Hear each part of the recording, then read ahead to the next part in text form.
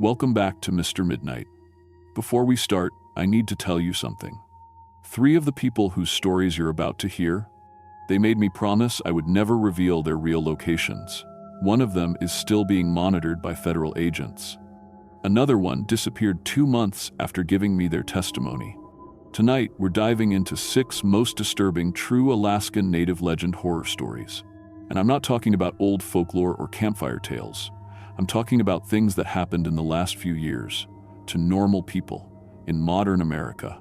Here's what the government doesn't want you to know. Those Native Alaskan legends your teacher said were just myths, they're real. And they've adapted. They know how to use our technology now, our systems, even our laws. Imagine doing your normal job when you realize something is terribly wrong. But by the time you figure it out, it's already too late. You're already part of it. The native elders tried to warn us for centuries. We called them superstitious. We called them primitive. We were wrong. If you're new to Mr. Midnight, hit subscribe now, because this channel goes where others are afraid to go. Fair warning though, after tonight, you'll never look at Alaska the same way again. Now let's begin with story number 1.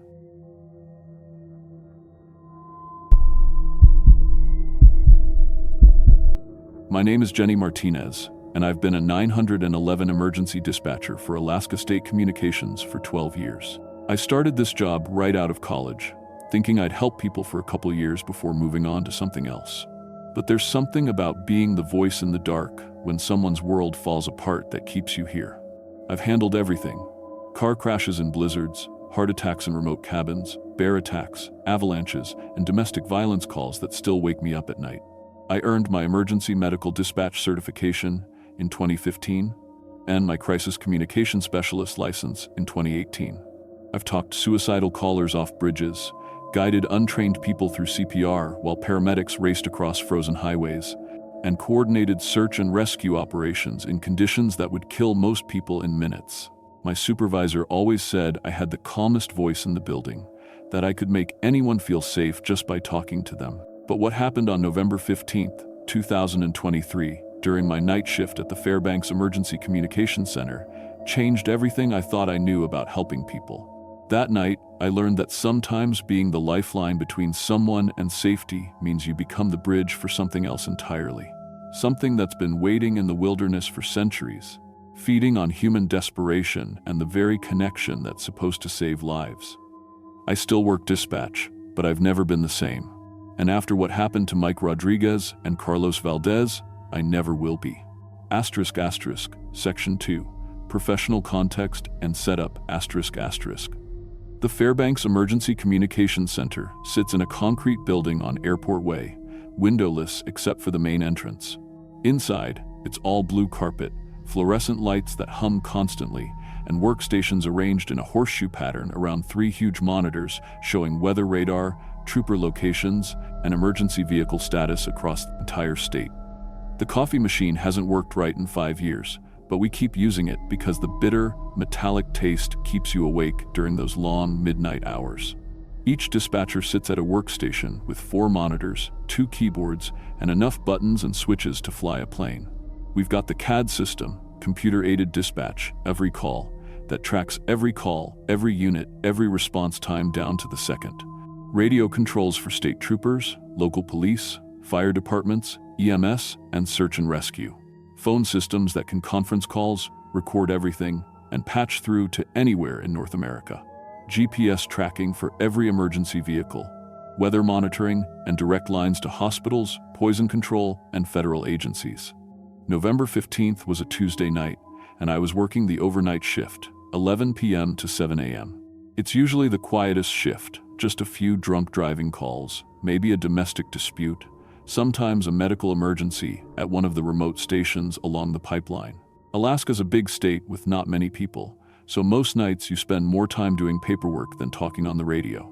I was alone in the center that night. Budget cuts meant we only staffed 1 dispatcher overnight unless there was active severe weather or a major incident.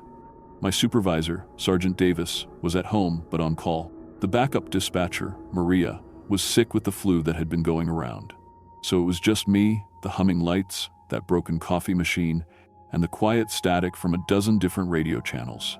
The weather was clear for November, -20 outside, no wind, stars so bright they hurt to look at.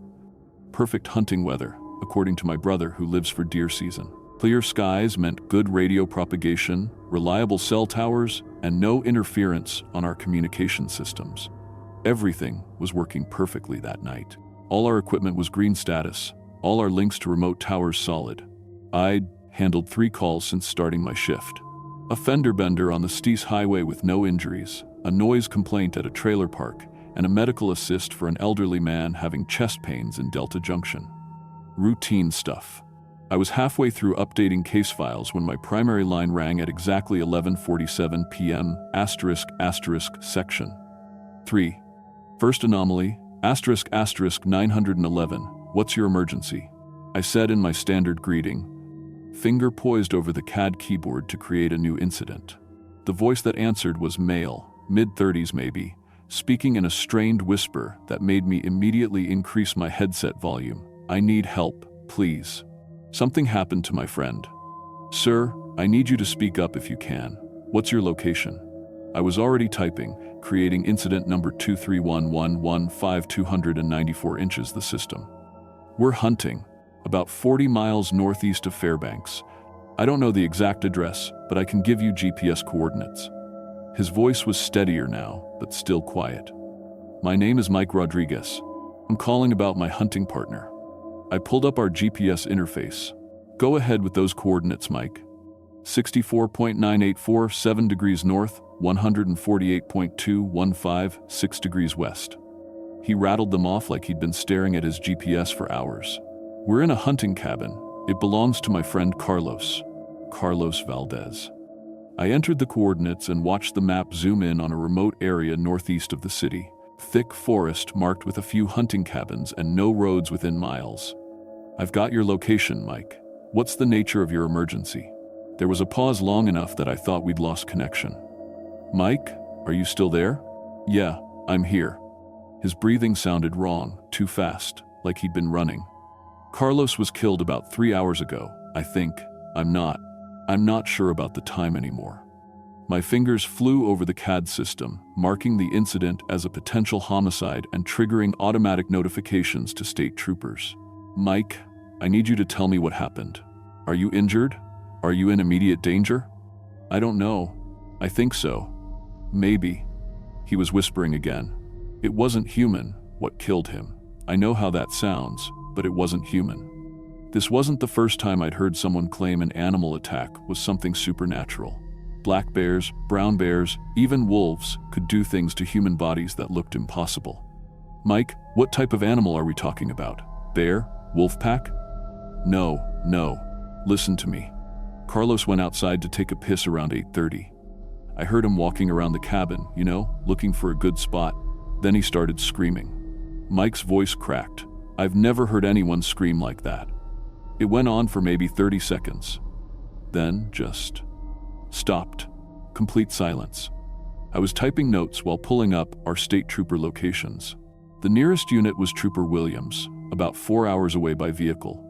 2 hours by helicopter, if we could get flight operations to approve it. Did you go outside to check on him? I called his name for 10 minutes. Nothing. I was scared to open the door, but I couldn't just leave him out there. Mike paused. So, I opened the door and called for him again. That's when I heard him answer. What did he say? He said he was fine.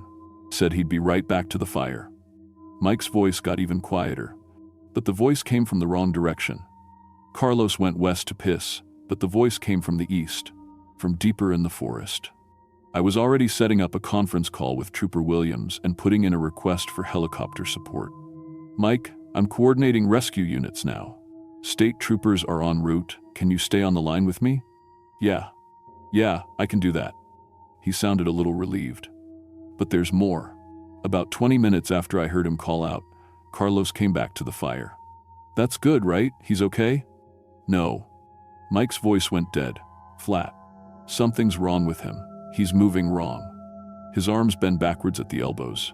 And he won't talk to me, just sits there staring at the fire. Section 4. Escalating wrongness. ***.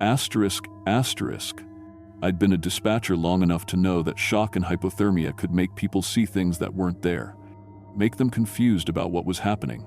But Mike's voice was clear, his speech patterns normal except for the fear. This wasn't someone hallucinating from cold or trauma. Mike, I need you to describe exactly what you're seeing right now. He's sitting across from me by the fire pit, but he won't look at me. He just stares into the flames, and every few minutes he takes something from a pile next to him and eats it. Mike's breathing was getting faster. Raw. Whatever he's eating, it's raw. I muted my headset and keyed my radio to Trooper Williams. Unit 47. ETA to coordinates 64.9847 north, 148.2156 west. Dispatch. Unit 47. Road conditions are deteriorating. Estimate 4 hours minimum, possibly longer if I hit ice. I unmuted the phone. Mike, help is coming. I need you to stay calm and keep talking to me. Is Carlos responding to you at all? I tried talking to him. Asked if he was hurt, if he needed me to call for help. He didn't even look up. Mike paused.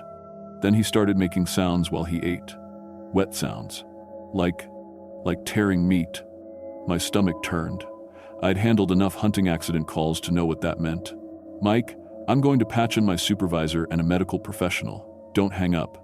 I activated our conference system and speed-dialed Sergeant Davis at home. He answered on the second ring, alert despite being woken up. Davis here.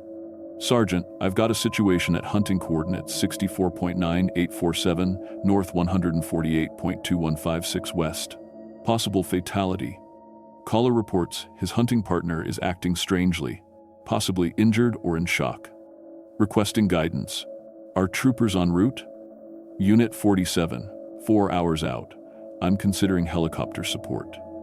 Approved. Patch me in with the caller. I brought Davis into the call. Mike, this is Sergeant Davis, my supervisor. He's going to help coordinate your rescue. Thank you, Mike said. But I found something. When Carlos came back to the fire, I noticed blood on his hands and face. So I got my flashlight and looked around the cabin. What did you find? Davis asked. Pieces of our guide, Jimmy Yazzie. We hired him yesterday in Fairbanks. Mike's voice started shaking again. His jacket torn up and bloody, his rifle snapped in half. And other pieces, scattered around the fire pit, like someone was feeding them to the flames. Davis keyed his radio privately while staying on the phone. I heard him order helicopter support and request additional trooper units. This was escalating beyond a simple rescue. Mike, where exactly is Carlos now? I asked. Still by the fire. Still eating. But now he's looking at me. Mike whispered so quietly I had to strain to hear. His eyes reflect the light like an animal's. And when he opens his mouth, I can see too many teeth. I was reaching for our medical emergency protocols when the most disturbing sound I'd ever heard came through the phone. Scratching. Long, deliberate scratches against wood, like claws dragging across the cabin wall. Mike, what was that sound? He's outside. Carlos is walking around the cabin, scratching the walls. Mike's breathing was ragged now, but he's still sitting by the fire. I can see him. He's in two places at once. Davis immediately activated our psychological crisis protocol. Jenny, patch in Dr. Kim. Now. Dr. Sarah Kim was our contracted trauma counselor, on call for situations involving extreme psychological stress. I speed-dialed her emergency line. Dr. Kim, emergency conference. Caller is experiencing what appears to be a severe psychological episode. I'm here, Dr. Kim said, her voice professional and calm. Mike, this is Dr. Kim. I need you to focus on my voice. You're experiencing extreme stress, and your mind might be playing tricks on you. I'm not crazy, Mike said. The scratching is in rhythm. 4 scratches, pause, 4 scratches, pause, over and over, like music. I could hear it through the phone now. The rhythmic scratching was clear and deliberate, definitely not random animal behavior. Mike, Doctor, Kim continued, I need you to move away from any windows and get to the most secure part of the cabin. I can't move. If I move, he'll know I know. Mike's whisper was barely audible. He's calling my name now. We all went silent, listening. Through the phone came a voice calling, Mike, Mike. But it sounded wrong. Too many voices speaking at once, layered over each other like a recording played through multiple speakers. "Jesus," Davis muttered. Dr. Kim's voice cut through the silence. "Jenny, I need you to look up case files from the 1980 seconds. Search for Wendigo or Wendigo. Cross-reference with the Fairbanks area." I was already typing, accessing our archived records. "Why? What are you thinking? I've seen this pattern before. Multiple identity manifestation, cannibalistic behavior, vocal mimicry, impossible physical presence. It matches historical reports." The search returned 6 case files from 1982 through 1987. All involved hunters or trappers in remote areas. All included reports of missing persons who were later seen by witnesses after their deaths were confirmed. All were closed as hypothermia-induced hallucinations or hoaxes. "Dr. Kim," I said, reading from the screen. "All these cases were debunked. Were they? Or were they just too impossible to accept?" Her voice carried a weight I'd never heard from her before. "Mike, listen to me very carefully. Do not go outside. Do not let whatever is pretending to be Carlos into the cabin." Through the phone, we heard Mike's stomach growling, loud, painful-sounding hunger pangs. "When's the last time you ate, Mike?" Dr. Kim asked. 3 days ago. We were going to cook something tonight, but..." His voice trailed off. "I'm so hungry. Carlos looks so peaceful now. He's not hungry anymore." I felt my own stomach cramp suddenly, a gnawing emptiness that made me double over at my workstation. I hadn't eaten since lunch, but this was different. This was desperate, painful hunger that made my mouth water. "Jenny?" Davis's voice sounded distant. "You okay?" I couldn't answer. I was staring at Mike's case file on my screen, but instead of seeing text, I was seeing food. Hot meals, fresh meat, anything to fill the growing void in my stomach. The hunger was spreading through me like poison, and with it came an overwhelming urge to help Mike do what he needed to do. "Mike," I heard myself saying, "maybe Carlos has the right idea. Maybe you should just..." "Jenny." Dr. Kim's voice cut through my thoughts like a slap. "Hang up the phone." Now, the Wendigo spreads through sympathy, through connection. But I couldn't hang up. My hand wouldn't move. All I could think about was the hunger, Mike's hunger, and how easy it would be for him to just take one small bite. Section 5, Confrontation and Climax. The scratching on the cabin walls had stopped. Through the phone, we could hear Mike's labored breathing and the distant crackling of the fire. Then came a new sound, metal sliding against metal. "He's unbolting the door," Mike whispered. I locked it when this started, but now I'm opening it. "Mike, no," I screamed, but even as I said it, I wanted him to open that door. The hunger was consuming me, making every rational thought feel like fighting against gravity. "I can't stop myself," Mike said, his voice getting further from the phone. "The hunger is too strong. Carlos understands. Carlos can help." Dr. Kim was shouting commands at me, but her voice sounded like it was coming from underwater. Davis was on the radio calling for immediate helicopter deployment, but all I could focus on was Mike and the relief that was waiting for him just outside that door. Through the phone came the sound of heavy wooden bolts sliding back, one by one, an old cabin door opening with a creak that seemed to go on forever. Then silence that stretched for 30 seconds. "Mike?" I called softly. "Mike, are you there?" When the answer came, it wasn't Mike's voice. It was 2 voices speaking in perfect unison. Mike and Carlos, but somehow wrong. Wet sounds accompanied their words, like they were talking through mouths full of food. "Thank you, Jenny," they said together. "We're so full now, so satisfied. The hunger is gone." The wet chewing sounds that followed made me vomit into my wastebasket. But even as I retched, part of me was glad for Mike. He wasn't hungry anymore. The problem was solved. Dr. Kim was screaming at me to disconnect the call, but I couldn't reach for the button. Not until she physically ran into the dispatch center 20 minutes later and ripped the headset from my ears. The connection went dead, and with it, the hunger that had been consuming me. Section 6, Resolution and Aftermath. The helicopter reached the coordinates at 3:17 a.m. The search team found the cabin exactly where Mike had described it, GPS coordinates perfect. The door was standing wide open. Inside, they found 2 cell phones, both still connected to 911. One was Mike's, the other belonged to Carlos Valdez. They found no bodies, they found no blood, they found no sign of struggle or violence. What they did find was my business card, the one I'd given to a group of hunters at a safety seminar 6 months earlier. It was sitting on the cabin's wooden table, covered in tooth marks. Human tooth marks, according to the forensics report, but showing patterns of pressure that were biomechanically impossible for human jaw structure.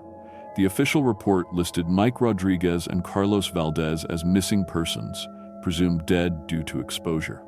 The case was closed after a month-long investigation that found no evidence of foul play.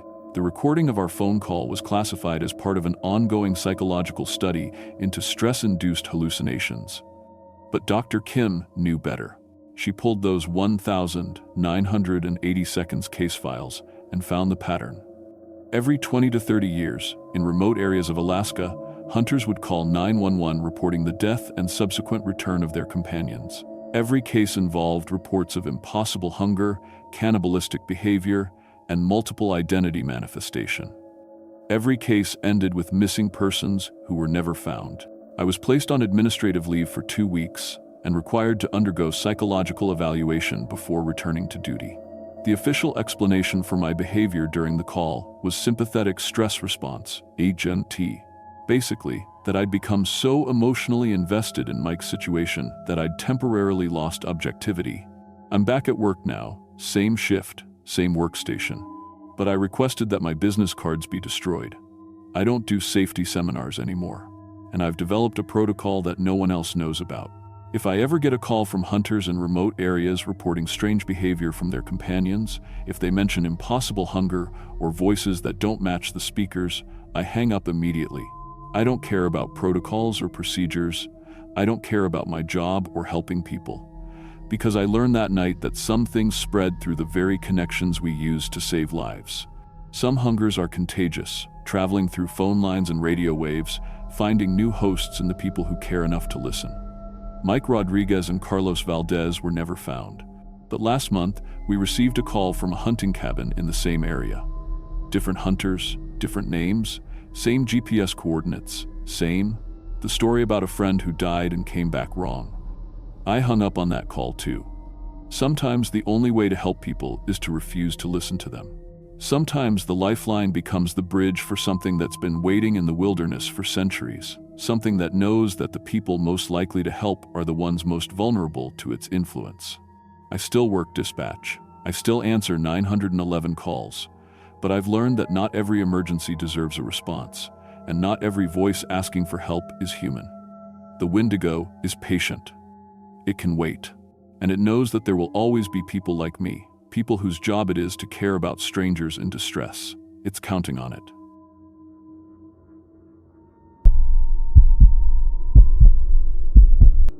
My name is Maria Santos Chen, and I've been working as a social media coordinator for the Barrow School District for 8 years. I started this job right after Maya was born, thinking it would be perfect, steady hours, summers off, and I could document all the school events that my daughter would eventually be part of. I've live-streamed over 200 school events, from basketball games to science fairs, and I pride myself on never missing a moment that matters to our families. I know every parent in our small Alaska town of Haines. I know which angles make the gym look bigger, how to adjust for the terrible auditorium lighting, and exactly when to zoom in for those perfect graduation cap toss shots. I've helped families stay connected to their kids' school lives, especially our military families stationed elsewhere and grandparents in the lower 48 who can't make the trip up here. But what happened during Maya's graduation ceremony on June 8, 2024, changed everything I thought I knew about my own daughter and about the things that live in the waters around our town. The Facebook live stream I started that morning to share my baby girl's big moment ended up documenting something that no parent should ever have to see. And the worst part? Over 1,200 people watched it happen in real time, and nobody could help me. The Haines High School graduation ceremony always takes place in our small gymnasium. It's not much to look at. Standard bleachers on both sides, a wooden stage that creaks when you walk on it, and fluorescent lights that buzz if you listen close enough. But on graduation day, we transform it. We hang up the blue and gold banners, set up the folding chairs in perfect rows, and position the podium just right so the live stream camera catches everything. I'd been planning Maya's graduation stream for months. As the district's social media coordinator, I had access to the good equipment, the HD camera with the stabilizer, the wireless microphone system, and the laptop setup that could handle a smooth Facebook Live broadcast. I'd done dozens of these streams, and I knew exactly how to frame the shot so parents watching from anywhere in the world would feel like they were sitting right there in the front row. That morning started perfectly normal. I arrived at 6 a.m. to set up the equipment and test the internet connection. The bandwidth in Haines can be tricky, especially when we're expecting a big online audience, but everything was running smooth. I had Maya's grandmother, Abuela Santos, helping me arrange the flowers on the stage while she told me for the 100th time how proud she was of her granddaughter. Maya had been my little shadow at these events for years. She knew the routine better than most of my adult volunteers. She'd help me adjust camera angles, remind me when the battery light was blinking, and always made sure I had the right angle for the family photos afterwards. This was supposed to be her day, her moment to walk across that stage and officially become a high school graduate. The weather was typical Southeast Alaska, dodgy, cloudy, and damp, with that thick marine layer that makes everything feel close and quiet. The temperature had dropped overnight, unusual for June, and I remember having to turn up the heat in the gym because families were commenting about how cold it was. I figured it was just one of those weird weather days we get sometimes. By 9 a.m., families were filling the bleachers. Maya was backstage with her class, wearing the dress we'd picked out together 3 months ago. A simple navy blue dress that brought out her eyes, with the silver necklace her dad and I gave her for her 18th birthday. She looked beautiful and nervous, exactly like a graduate should look. I started the Facebook live stream at 9:15 a.m., 15 minutes before the ceremony began. The viewer count started climbing immediately, 47 viewers, then 89, then 156. Parents, relatives, family friends, and even some of Maya's old teachers who'd moved away were tuning in. I felt that familiar, warm feeling I always got when I could help bring families together, even across thousands of miles. Everything went normal for the first 20 minutes. Principal Morrison gave his opening remarks, the valedictorian made her speech, and I panned the camera across the graduating class, sitting in their neat rows. Maya was in the third row, exactly where she was supposed to be. She caught my eye and gave me a little wave, and I zoomed in just enough to capture it. The comments were flowing with heart emojis and congratulations. Then I noticed something strange in the viewfinder. When I zoomed back out to show the full class, Maya looked different. Not dramatically different, but something was off. She was sitting up straighter than usual. Maya had injured her back in soccer last year and always slouched a little to the left to avoid pain. But in the camera, she was sitting perfectly straight, like a soldier at attention. I adjusted the focus, thinking maybe the lens was playing tricks on me. But when the image cleared, I saw what had been bothering me. Maya looked taller. Not just sitting straighter, but actually taller. Maya is 5'4". I know this because we measured her against the kitchen doorframe every birthday. But in the viewfinder, she seemed to tower over the students around her, even while sitting down.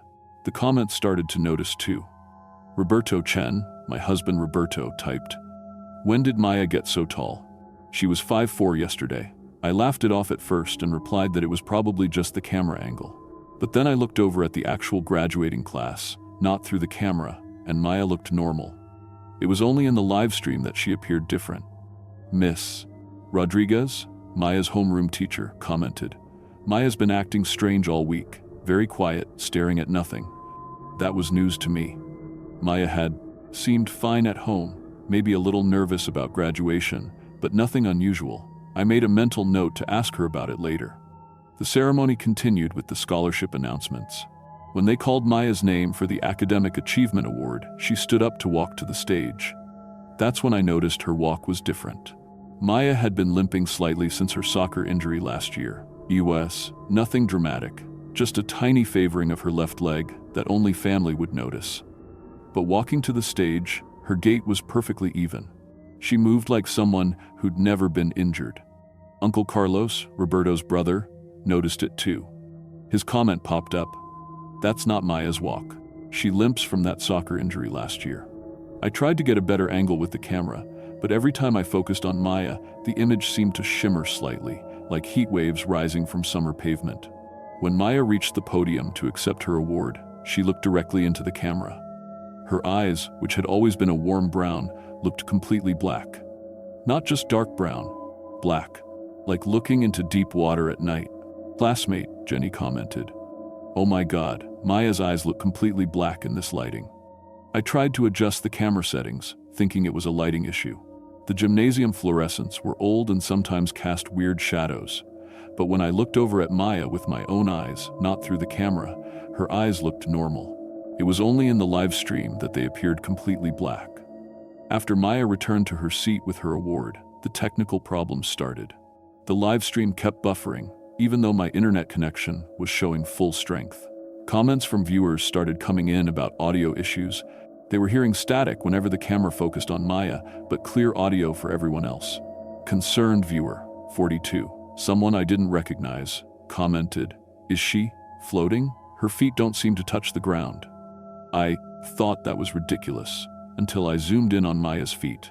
In the viewfinder, there was a small but distinct gap between her shoes and the floor, like she was hovering just slightly above her chair. I tried switching to my backup camera, thinking the main one was malfunctioning. But the backup camera showed the same thing. Maya, sitting unnaturally straight, eyes black in the viewfinder, appearing to float slightly above her seat. Meanwhile, looking at her directly without the camera, she looked completely normal. Abuela Santos tugged on my sleeve. "Mija, something's wrong with Maya. She won't look at our family section." I glanced over at Maya, and Abuela was right. Maya's head was turned toward the camera, toward me, but her eyes never moved to where our family was sitting. Not once. It was like she couldn't see us, or didn't want to. The viewer count kept climbing, 847 viewers, then 1,043, then 1,247. Word was spreading beyond our usual graduation audience. People were sharing the stream, and comments were coming in from strangers asking about the weird girl in the third row. When Principal Morrison began calling names for diploma presentation, I noticed the other graduates were starting to move away from Maya. It was subtle at first, just a little more space between chairs than usual. But as the ceremony went on, it became obvious. There was now a clear gap around Maya, like the other students were unconsciously avoiding her. Local, elder, Joseph. I recognized him as Joseph Kahak, one of the respected Tlingit elders in town, commented. "She's been taken by Kushta Ka. I've seen this at life transitions before."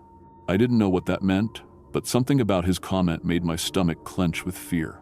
Roberto's messages were getting more frantic. "That is not my daughter. Maya has a birthmark on her neck. It's gone." I zoomed in on Maya's neck. Roberto was right. The small strawberry birthmark that Maya had had since birth, just below her left ear, was gone. Her neck was completely clear. That's when Maya turned and looked directly at the camera again. But this time, she smiled. It wasn't Maya's smile. Maya had always been self-conscious about her slightly crooked front tooth and kept her smile small and closed-lipped. This smile was wide, showing perfect straight white teeth. And it went on too long. Way too long. The comments exploded. "Mom, Maria, S. She just looked directly at the camera with someone else's smile." "Teacher, Ms. Rodriguez, that's not Maya's smile. Maya never shows her teeth." Panicked, parent Lisa. Other graduates are backing away from her in terror. I looked around the gymnasium with my own eyes, not through the camera. The other graduates did look uncomfortable, but they weren't in terror. It was only in the live stream that their fear was obvious. Whatever was happening to Maya, it was stronger in the digital world than in real life.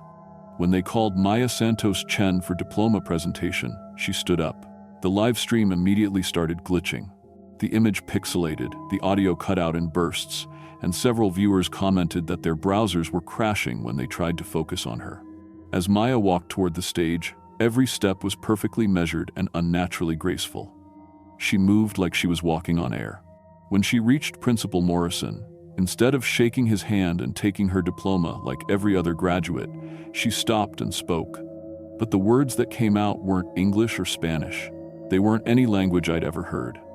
The syllables were long and flowing, almost like singing, but with an underneath coldness that made everyone in the gymnasium stop and stare. Joseph Kahak's comment came through immediately. Ancient Tlingit death songs. She's speaking words of the land otter spirits. Principal Morrison looked confused and nervous. He held out the diploma, trying to keep the ceremony moving, but Maya just kept speaking in that strange, flowing language. The words seemed to echo in the gymnasium, even though there was no PA system near her. The live stream was going crazy. The viewer count jumped to 1,847 as people shared the stream with their friends, but the video kept cutting out every few seconds. Comments were flooding in faster than I could read them, mostly from strangers asking what was happening and if this was some kind of performance art. Then Maya stopped speaking the strange language and switched to perfect English. Her voice was Maya's voice, but the words were wrong. She looked directly into the camera and said, "Maya is gone now," and then she laughed. It was a sound that no 18-year-old girl should ever make. Old and knowing, and completely without warmth. The entire gymnasium went silent. Even the parents stopped whispering to each other. Maya took her diploma from Principal Morrison's shaking hand, walked off the stage, and headed straight for the exit. Not back to her seat with the other graduates, but out of the building entirely. I tried to follow her with the camera, but every time I focused on her, the stream cut out completely. The signal would return only when I pointed the camera away from her. By the time I managed to get a clear shot of the exit, Maya was gone. The ceremony completely fell apart after that.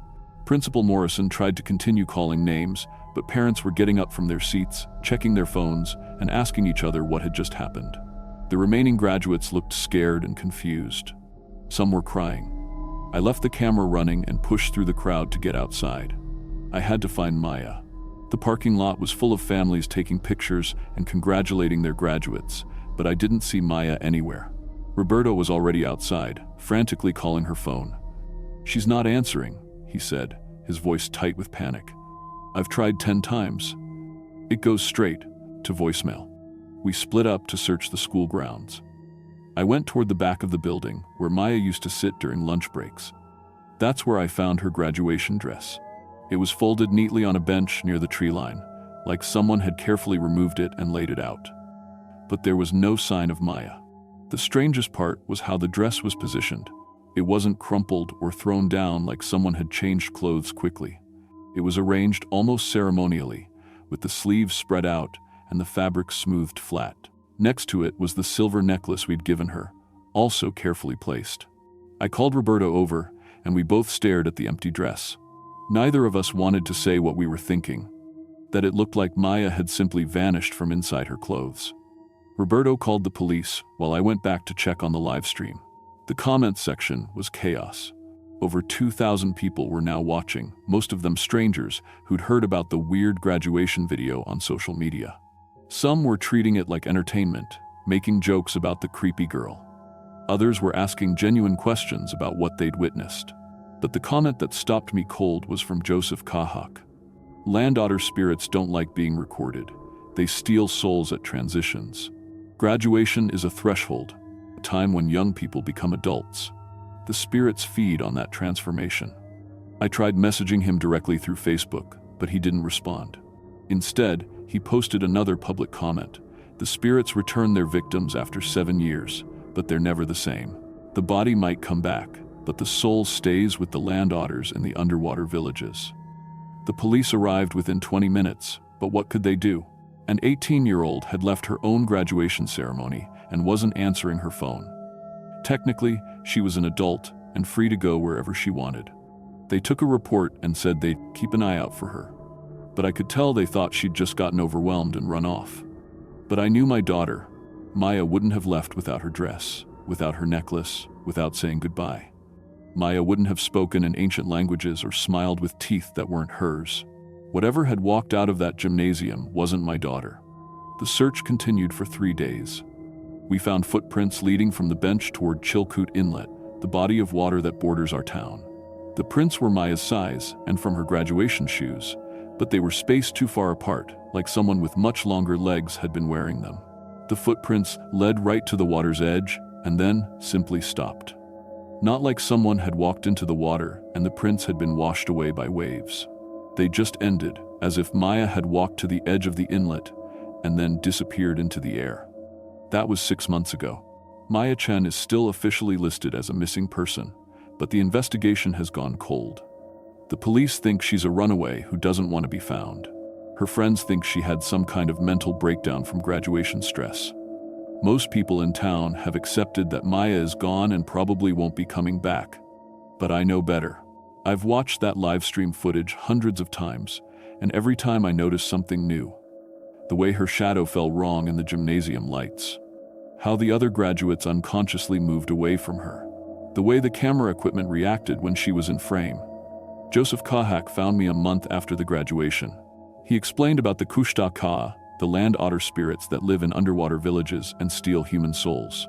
He said they're drawn to young people at transition moments, birth, coming of age, marriage, death. They replace the person with a hollow copy that can walk and talk but has no real soul. According to the stories, the spirits keep the stolen souls in their underwater villages for 7 years. After that, they might return them. But the people who come back are never the same. They're changed, distant, like they're always listening to sounds the rest of us can't hear. I still work for the school district, but I don't do live streams anymore. I can't handle pointing a camera at young people during important moments. What if I see something that isn't supposed to be there? What if I capture another soul being stolen and I'm helpless to stop it? Roberto and I hold a vigil every June 8th now. We sit by Chilkoot Inlet with Maya's favorite foods and photos from her childhood, hoping that somehow she can see us and know we're waiting. We've met other families over the months, people whose children disappeared near water, whose teenagers walked away from important life events and never came home. The Facebook video is still online. I can't bring myself to delete it, even though watching it tears me apart every time. Sometimes I get messages from people who've seen it, asking if it's real or if it was some kind of elaborate hoax. I always tell them the truth. It's real, and they should keep their children away from the water during important moments in their lives. I'm sharing this story because I need people to know what happened to Maya. Not the official version about a teenage runaway, but the truth about the things that live in the water around our town. The spirits that wait for young people at threshold moments, when they're vulnerable and changing and full of life that can be stolen. If you're watching this and you have children, pay attention during their big moments. Graduations, birthdays, first days of school, proms, any time when they're becoming someone new. Watch their eyes, listen to their voices. Make sure they cast shadows properly and their feet touch the ground. And if something seems wrong, if they're too tall or too straight, or their walk is different, or their smile isn't quite right, don't ignore it. Don't assume it's just the camera or the lighting or your imagination. Trust your instincts, because by the time you're sure something is wrong, it might already be too late. I miss my daughter every day. The real Maya, not whatever wore her face during graduation. I'll keep waiting by the water, hoping that in 7 years, some version of her might come home. But I know that even if she does return, she'll never really be my little girl again. The land otter spirits don't give back what they take. They only return echoes of the people they've stolen, and echoes can never love you the way your real child did. That's why I'm telling you this story. So maybe, if you pay attention, if you're careful during those important moments, your children won't become echoes too.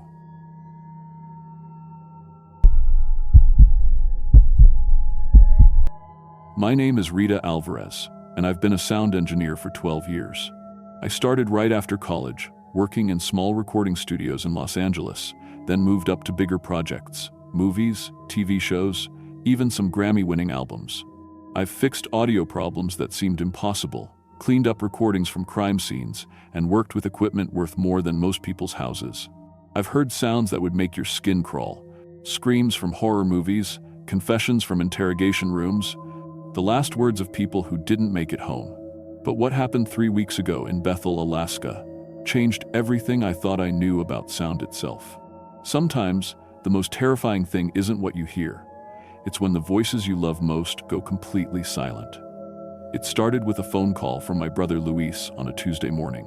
Luis drives school buses in Bethel, has for 8 years now. He's the guy every kid loves because he knows all their names and always has a joke ready. More importantly, he calls his twin daughters every single night at 7 o'clock sharp to say goodnight. It's been their routine since his divorce 3 years ago. But when Luis called me that Tuesday, something was wrong. I could hear him trying to speak, but no sound came out. Not a whisper, not even breathing. The line was completely silent except for what sounded like crying. "Luis?" I said into the phone. "Luis, are you there?" I heard the phone being set down, then picked up again. Then 3 quick taps, our old childhood code for help me. I was on a plane to Alaska 6 hours later. Bethel is a small city on the edge of nowhere, about 6,000 people surrounded by endless tundra. When you fly in, all you see is flat brown land stretching in every direction with a river cutting through it like a scar. Luis picked me up at the tiny airport, and seeing him in person made my stomach drop.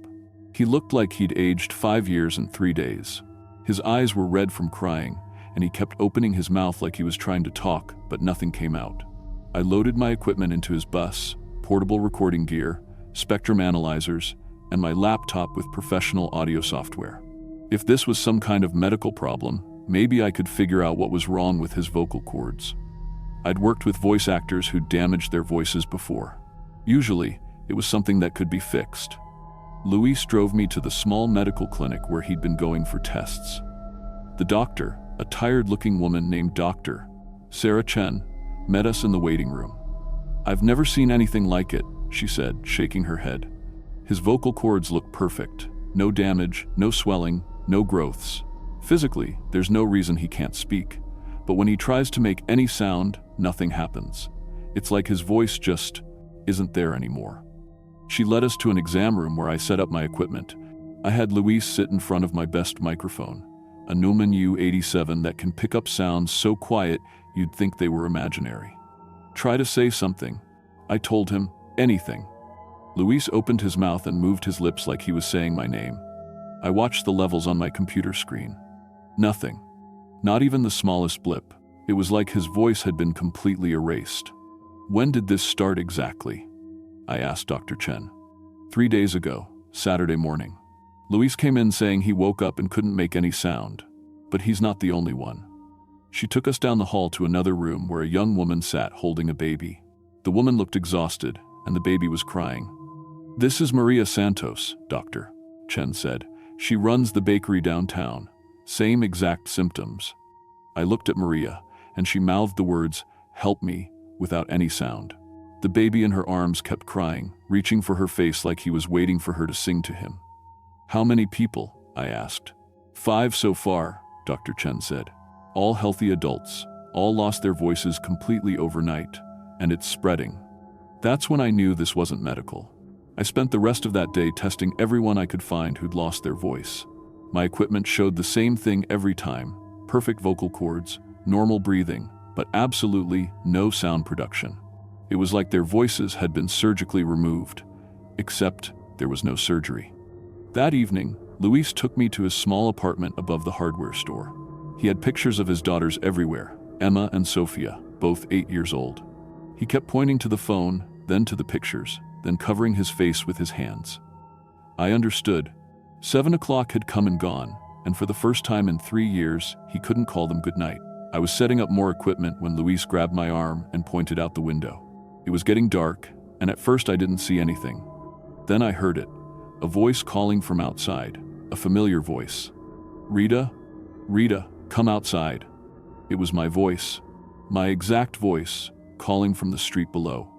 Luis went white. He grabbed my shoulders and shook his head frantically, pointing at me, then at the window. I understood what he was trying to tell me. 1, I was right here, so who was calling my name outside? I moved to the window and looked down. The street was empty, except for the orange glow of a few streetlights. But the voice kept calling. "Rita, come down here. Luis needs you." I pulled out my phone and started recording. The voice was perfect. Same tone, same accent, even the way I pronounced my R's with a slight roll. But I was standing right there, not speaking. That's when Luis started crying silently, pointing at me and then at the window. I realized what was happening. He could hear my voice calling from outside, but I was standing right next to him. The same thing that had happened to his voice was now happening to mine. "Don't worry," I whispered to Luis, "we're going to figure this out." But as soon as I said it, I heard my own voice from outside repeat the exact same words, "Don't worry, we're going to figure this out." I connected my equipment to the window and pointed a directional microphone toward the street. My computer screen showed clear audio signatures, ISADs. Someone was definitely speaking outside using my voice. But the vocal patterns, the frequency analysis, everything matched my voice perfectly. Not a recording, not an imitation. It was like my voice was actually down there, speaking without me. The voice outside started saying things I'd never said. "Luis, remember when we were kids and you were afraid of the dark? I would sing to you until you fell asleep." That was true. I had done that many times when we were little, but I'd never told anyone about it. "Remember the song? Close your eyes, little brother, the monsters aren't real." Luis looked at me with terror in his eyes. That song was something I'd made up when we were 6 years old. No one else knew it. "Come outside, Luis, come find me." I grabbed Luis before he could move toward the door. Something was very wrong. My voice knew things it shouldn't know, was saying things I wasn't saying. But the worst part was what happened next. More voices joined mine outside. I heard Maria Santos's voice saying, "Come outside, bring the baby." Then another voice I didn't recognize. Then another. All the missing voices were down there, calling to their families. But then I heard something that made my blood freeze. Luis's voice, clear as day, calling from the street. "Rita, it's me. I got my voice back. Come outside so I can show you." Luis was standing right next to me, still unable to make a sound. But his voice was outside, calling for me. I connected my laptop to the internet and ran voice analysis software on everything I was recording. The results showed that every voice outside matched the vocal patterns of the people who'd lost their voices. These weren't recordings or computer-generated sounds. According to my equipment, these were the actual voices of Luis, Maria, and the others. Except their voices were outside, and they were inside, voiceless. That night I called the tribal council. Bethel sits in the traditional territory of the Yupik people, and I figured they might know something about what was happening. An elder named Joe Kanguk agreed to meet me the next morning. Joe was in his 70s, with deep lines around his eyes and hands that never stopped moving. When I explained what was happening, he nodded like he'd been expecting this. "Chimik Suli," he said quietly. "The sound thief." My grandmother told me stories, but I hoped they were just stories. He explained that Chimik Suli was an ancient being that fed on human voices to gain knowledge and power. It would take voices from people while they slept, leaving them silent. But the voices didn't disappear. The creature kept them, used them to learn secrets and lure family members. "It's getting stronger," Joe said. "First, it takes one voice, learns from it. Then it takes more. Each voice it steals teaches it about the person, their family, their secrets. It uses those voices to hunt." "How do we stop it?" I asked. Joe looked sad. "In the old stories, only one way. Someone has to trade their voice willingly. But once you give your voice to Chimik Suli, you never get it back." I spent that day recording everything, the voices outside, the analysis results, interviews with the families. As a sound engineer, I was used to problems having technical solutions. But this was beyond technology. That evening, the voices outside got worse. I could hear Luis's voice telling stories about our childhood that only he would know. Maria's voice was singing lullabies in Spanish to her crying baby. But the families inside couldn't respond. They could only listen to their stolen voices calling from the darkness. Around midnight, I heard something new. Luis's voice outside started calling for his daughters. "Emma, Sophia, it's Daddy. I need you to come outside." I realized with horror that if Emma and Sophia were here, they would hear their father's voice calling and want to go to him. The creature was using the stolen voices to hunt for more victims. "Luis," his own voice called from outside. "Bring Rita, I want to talk to my sister." That's when I understood. The creature didn't just want voices, it wanted knowledge. As a sound engineer, I knew things about audio technology, recording equipment, communication systems. If it took my voice, it would learn everything I knew about sound. But Luis was my brother. I couldn't watch him suffer like this. I set up my recording equipment one more time and opened the window. "I can hear you," I called down to the street. "What do you want?" "Trade," came Luis's voice from below. "One voice for another. Give me yours, and your brother gets his back." "Rita, no." came my own voice from outside. Don't trust it. The creature was using my stolen voice to argue with itself, trying to confuse me. But I'd made my decision. I'm a sound engineer, I called down. I understand how voices work, how sound travels, how audio equipment functions. That's valuable knowledge, isn't it? More valuable than a bus driver's voice. Silence from outside. One trade, Luis's voice finally said. But you speak your last words into that microphone. Once your voice transfers to me, you'll never speak again. I looked at Luis, who was shaking his head frantically. But I couldn't let this thing keep his voice, couldn't let it use his voice to hurt his daughters. I positioned myself in front of my best microphone and started the recording. My name is Rita Alvarez, I said clearly. I've been a sound engineer for 12 years, and I know everything about audio, technology, recording systems, and voice analysis. I willingly trade my voice to save my brother Luis.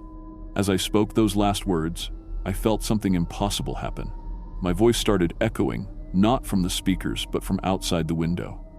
I could hear myself speaking the same words from the street below, even though I was still talking. Then, mid-sentence, my voice cut off completely. Luis suddenly gasped and started coughing. "Rita," he said, his voice rough but clear. "Rita, are you okay?" I tried to answer him, but nothing came out. I touched my throat, tried to whisper, tried to make any sound at all. But just like the others, my voice was gone. Luis immediately understood what had happened. He started crying and trying to hug me, saying, "I'm sorry," over and over. But I was relieved. He had his voice back. He could call Emma and Sophia goodnight again. Except now the creature had something much more dangerous than a bus driver's voice. From outside, I heard my voice speaking with knowledge I'd never shared out loud.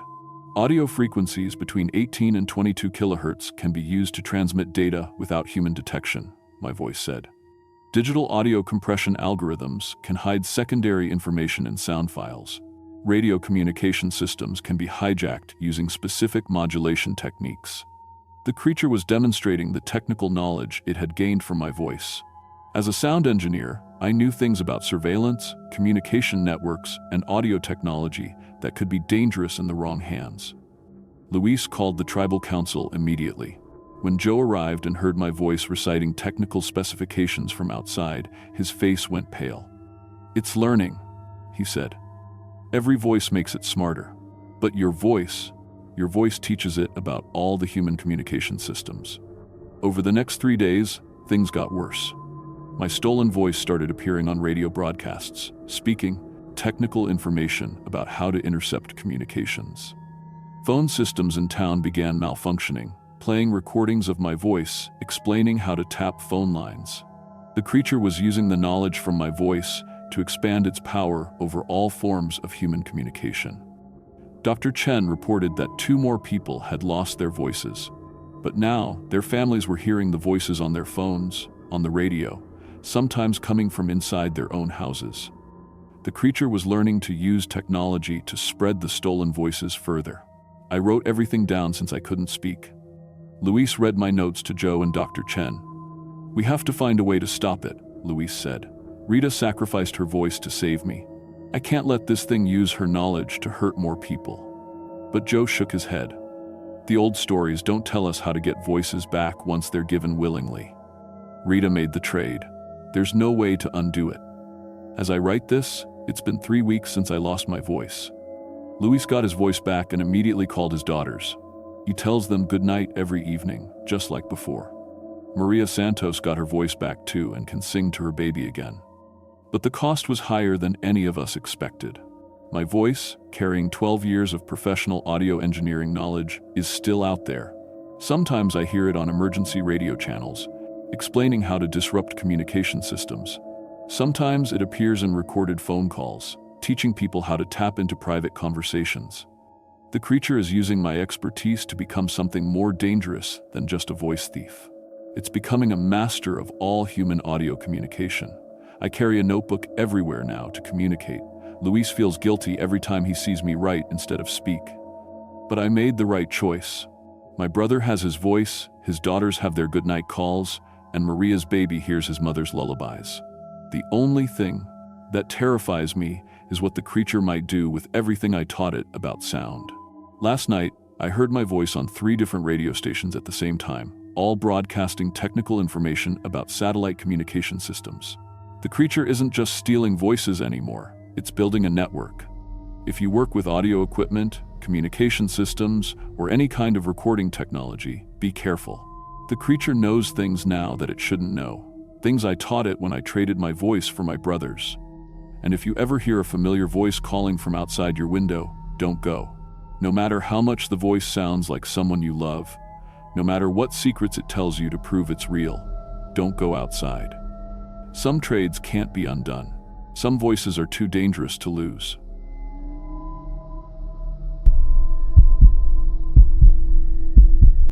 My name is Janet Torres, and I've been working as an immigration officer at Anchorage International Airport for 12 years. I started right after college with a degree in criminal justice and a heart full of hope about protecting America's borders. I've seen it all: drug smugglers hiding cocaine in baby diapers, human traffickers with fake families, and desperate people willing to risk everything for a new life. I thought I could spot any kind of deception walking through those airport doors. I was wrong. What happened on November 15, 2024, during the night shift at Terminal C, changed everything I thought I knew about the people crossing our borders. Some things that look human aren't human at all. And sometimes, the monsters aren't trying to get into our country to hurt us. Sometimes, they're invited. The night started like any other Tuesday in Alaska. Snow was falling hard outside, and the airport felt like a frozen tomb. Most flights had been delayed or canceled, but Flight 442 from Manila managed to land around 11 p.m. Only about 30 passengers stumbled off that plane, looking tired and confused after the long journey. I was working the immigration checkpoint alone that night. Budget cuts meant we were always understaffed, especially on weeknight shifts. The fluorescent lights buzzed overhead, casting everything in that sickly yellow glow that made everyone look like they had jaundice. My coffee had gone cold hours ago, but I kept sipping it anyway. The heating system never worked right in our section, and my fingers were stiff from the cold. I'd processed about 20 passengers when I saw them. A family of 4, mom, dad, and 2 kids. Nothing unusual about that. Families immigrate to Alaska all the time, usually for work in the oil fields or fishing industry. But something felt off from the moment they approached my station. The father, Pedro Santos, according to his paperwork, was a short, stocky man who looked like he'd spent his life doing hard work. His immigration forms listed him as a construction worker, which made sense. His hands were rough and calloused, and his shoulders had that permanent hunch that comes from years of heavy lifting. But he wouldn't look at me. Not once. Most people are nervous when they meet immigration officers. That's normal. But Pedro kept his eyes glued to the floor, like he was afraid of what I might see if he looked up. His wife, Rosa, stood behind him with their 2 children. She was listed as a seamstress, and her fingers had the tiny scars that come from years of needlework. But what caught my attention was how she kept touching her children's necks. Not in a loving, protective way. More like she was checking something, making sure something was still there or still hidden. Purpose of your visit to the United States? I asked Pedro in Spanish. I'd learned the language during my first year on the job. Work, he mumbled. Construction work in Whitmore.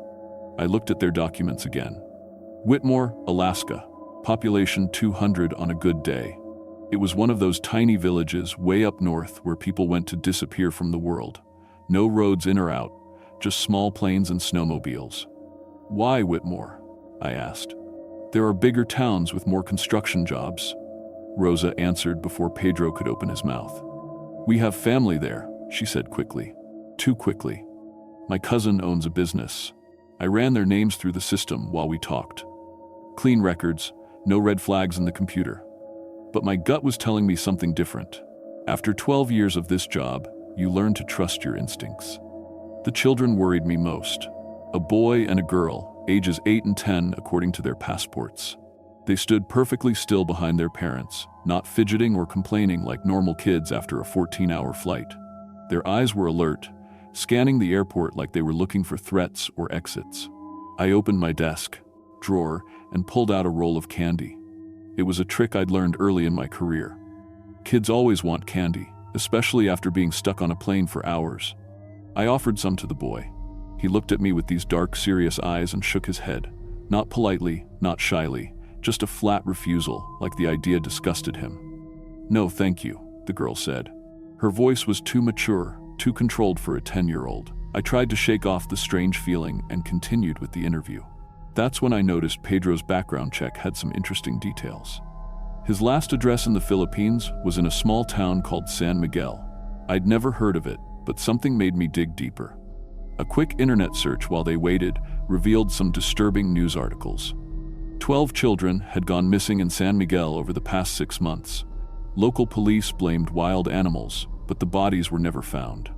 The Santos family had left the Philippines just 2 weeks after the last disappearance. "Mr. Santos," I said, switching back to English to see his reaction. "Can you tell me about the situation in your hometown? I'm seeing some concerning news reports." Pedro's face went completely pale. Rosa stepped forward and grabbed his arm. "We know nothing about that," she said. "We left because there was no work, that's all." But I could see sweat beading on Pedro's forehead despite the cold air. Rosa's grip on his arm was so tight her knuckles had turned white. I decided to dig deeper. "I need to examine your luggage," I said. Standard procedure for families immigrating from high-risk areas. They exchanged a look. It lasted maybe 2 seconds, but in that moment, I saw something pass between them. Not words. Something older and more primitive. Like animals deciding whether to run or fight. "Of course," Pedro said finally. "We have nothing to hide." Rosa went to get their bags from the luggage carousel.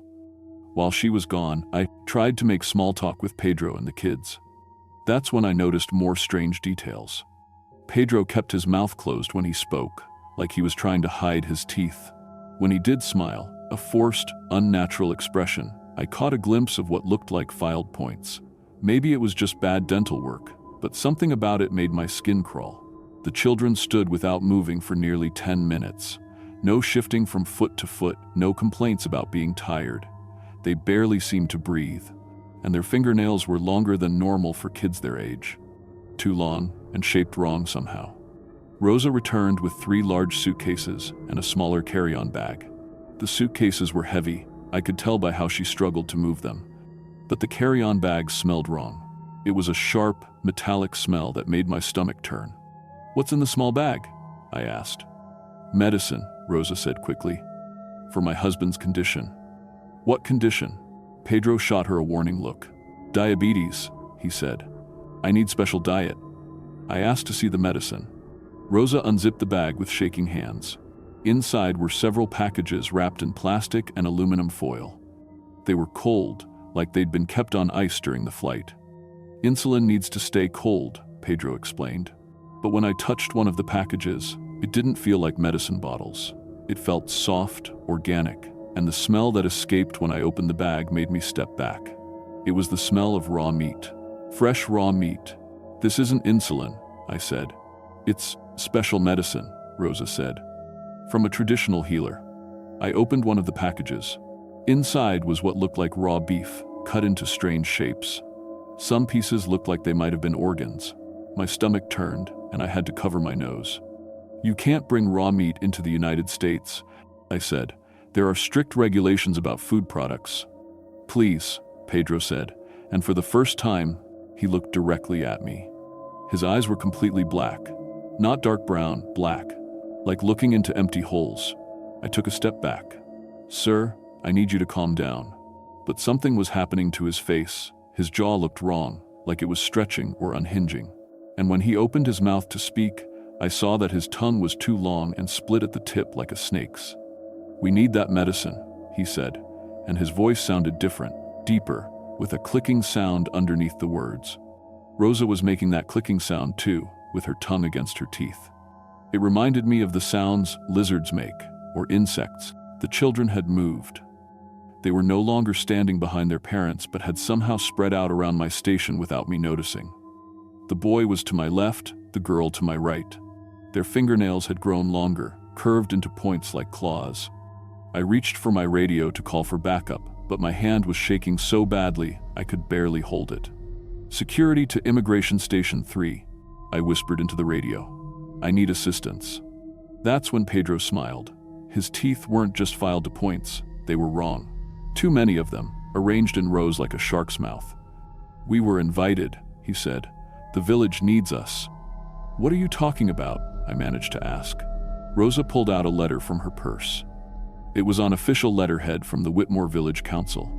"Pest control," she said. "They have a problem with animals. We are very good at solving that kind of problem." I snatched the letter and read it quickly. It was a job offer for the Santos family to relocate to Whitmore and help with wildlife management. It mentioned their specialized skills and unique approach to predator control. The village had hired them without knowing what they really were. "You're not human," I whispered. Pedro's head tilted to one side, too far to one side.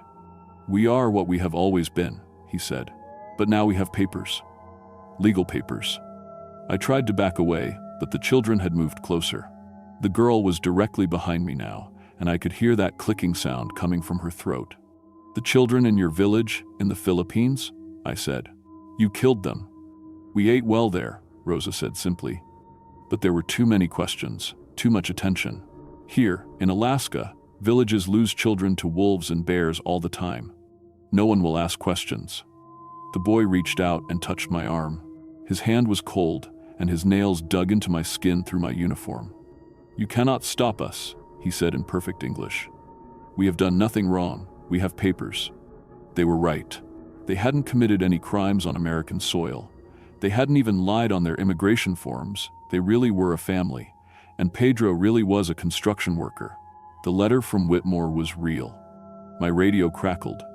"Torres, what's your status? You called for assistance?" I looked at the Santos family. They were watching me with those black eyes, waiting to see what I would do. "False alarm," I said into the radio. "Everything's under control here." Because what could I tell them? That a family of shape-shifting monsters had legal immigration papers? That they'd been hired by an Alaskan village to eat children? I stamped their passports with shaking hands. "Welcome to the United States," I said. Pedro gathered their documents while Rosa repacked the raw meat. The children moved back to their positions behind their parents, looking like normal kids again. "Thank you for your service," Pedro said as they prepared to leave. "We will do good work in Alaska. The new moon is in 3 days," Rosa added. "We must reach the village before then." They walked away toward the domestic terminal to catch their connecting flight to Whitmore. I watched them go, knowing I was sending monsters to a village full of innocent people. But I also knew no one would believe me. I tried to call the Whitmore Village Council that night. The phone rang and rang with no answer. I tried again the next day and got through to the village administrator, a man named Bill McKenzie. "Oh yeah, the Santos family," he said. "They're exactly what we need.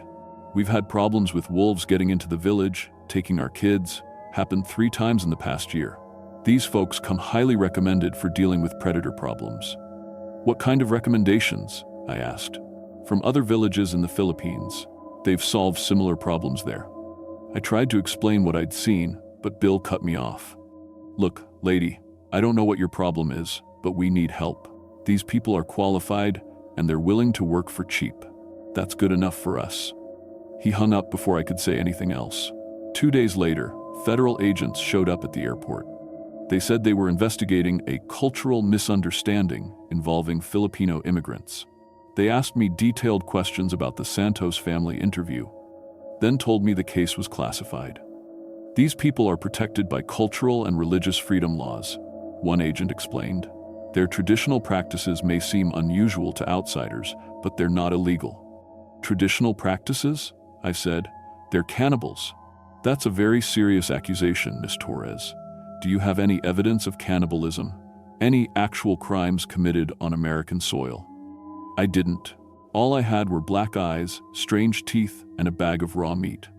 The agents left, but not before informing me that I was being transferred to the Fairbanks airport. Effective immediately. They said it was a promotion, but I knew better. 3 weeks after my transfer, I started monitoring news reports from rural Alaska. Just out of curiosity, I told myself. The first report came from a village called Tanana. 2 children missing, believed taken by wolves. Then, Galena, 1 child missing. Then, Koyukuk, Huslia, and Ruby, always children. Always blamed on wolves or bears. In 6 months, missing children cases in rural Alaska increased by 400%. The pattern was always the same: small villages, isolated locations, no witnesses. Local authorities blamed wildlife, and federal agencies showed no interest in investigating. I tried to get the case files, but they were all classified. I tried to contact other immigration officers who might have encountered similar families, but my security clearance had been revoked. The Santos family had disappeared into the Alaskan wilderness, and they were hunting. I still work for immigration services, but I'll never work another international checkpoint. They've made sure of that. My official record shows I had a psychological episode and made unfounded accusations against immigrant families. But I know what I saw, and I know that somewhere in Alaska, in villages so remote they barely exist on maps, families are losing their children to monsters that carry legal immigration papers. The worst part? I helped them get here. I stamped those passports with my own hands. Sometimes I wonder if there are others. Other families like the Santos, scattered across the world, looking for new hunting grounds. Places where missing children get blamed on wild animals instead of the monsters living next door. If you work in immigration, in any country, pay attention to the families that seem too perfect, too controlled. Watch for children who don't act like children and adults who won't make eye contact. And if you ever encounter a family carrying raw meat as medicine, traveling to isolated villages during the new moon, don't do what I did. Don't let them through. Because once you stamp that passport, once you give monsters legal status, there's no taking it back. They become someone else's problem, someone else's nightmare. The Santos family is still out. I there, still hunting, still legal, and I'm the one who let them in.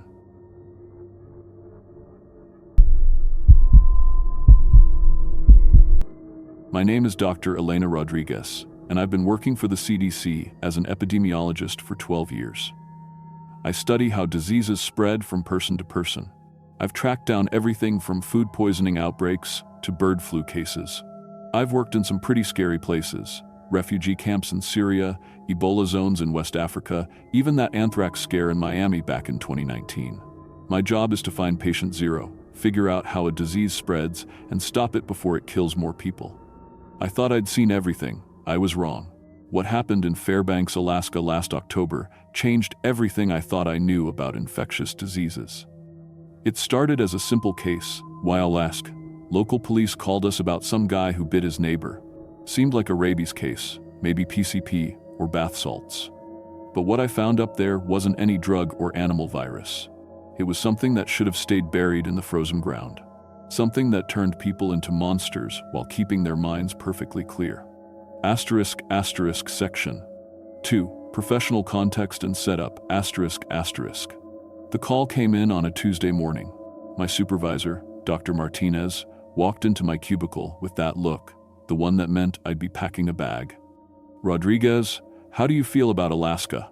he asked, dropping a file on my desk. "In October? Freezing, I'd guess." I opened the file. Photos of bite marks, hospital records, police reports. What am I looking at? Mark Thompson, 34, insurance salesman. Last Friday night, he attacked his neighbor with his teeth. Bit off 3 fingers before they could pull him away. Local hospital thinks it's rabies, but the blood work is all wrong. I studied the photos.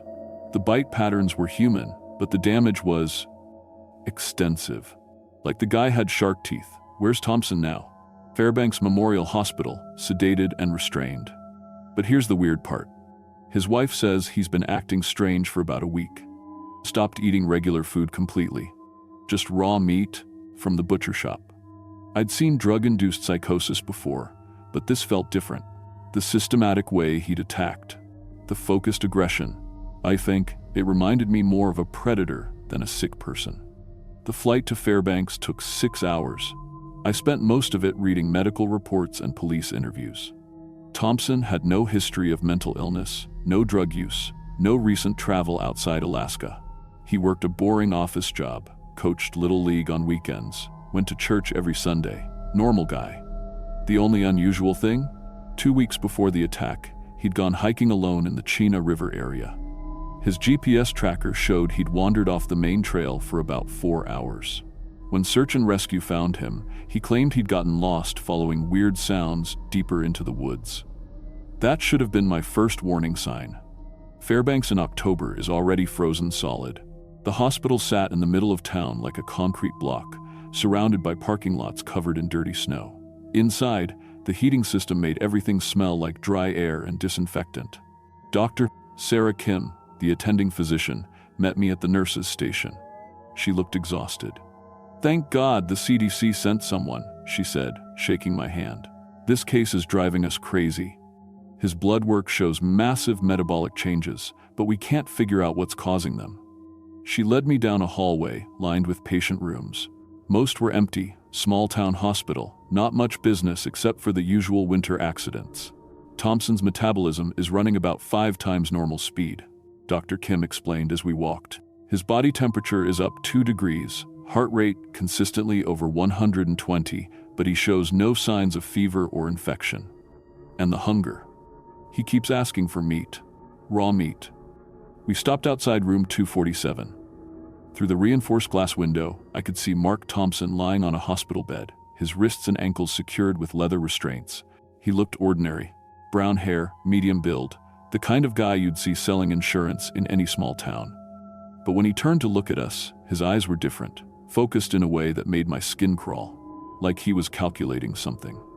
***, Section 3. First anomaly ***. Can I talk to him? I asked Dr. Kim. "I'll be right outside. He's been cooperative, but there's something off about the way he talks now."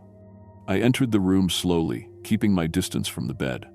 Thompson turned his head to follow my movement, never blinking. "Mr. Thompson? I'm Dr. Rodriguez from the CDC. I'd like to ask you some questions about what happened." "The hunger started small," he said immediately, like he'd been waiting for someone to ask.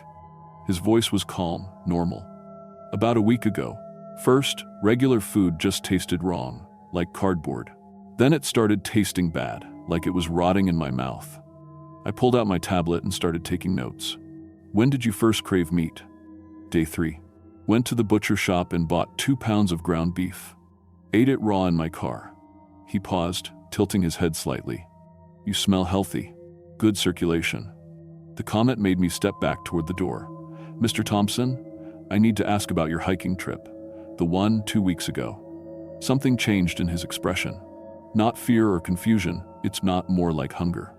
"I heard them calling," he said, "deep in the woods, past where the trail ends. Voices speaking a language I didn't understand, but somehow I knew what they meant. They were hungry too." "Who was calling you?" "The first ones. The ones who got hungry long before I did." He tested the restraints around his wrists, not struggling, just checking. "They showed me what it was like to really need something. Not want it, need it. Like drowning and needing air." I documented everything, but my hands were starting to shake. The way he talked about it, so matter of fact, like describing his morning routine. "The neighbor you attacked, Mr. Thompson. Can you tell me why?" "Jerry was walking his dog past my house. I could smell his blood from 50 feet away. Type A, positive, slight iron deficiency, recent cut on his left hand that was already healing." Thompson smiled, and I noticed his teeth looked sharper than they should. I needed what he had inside him. That's when I knew this wasn't drugs or mental illness. People on PCP don't track blood types by smell.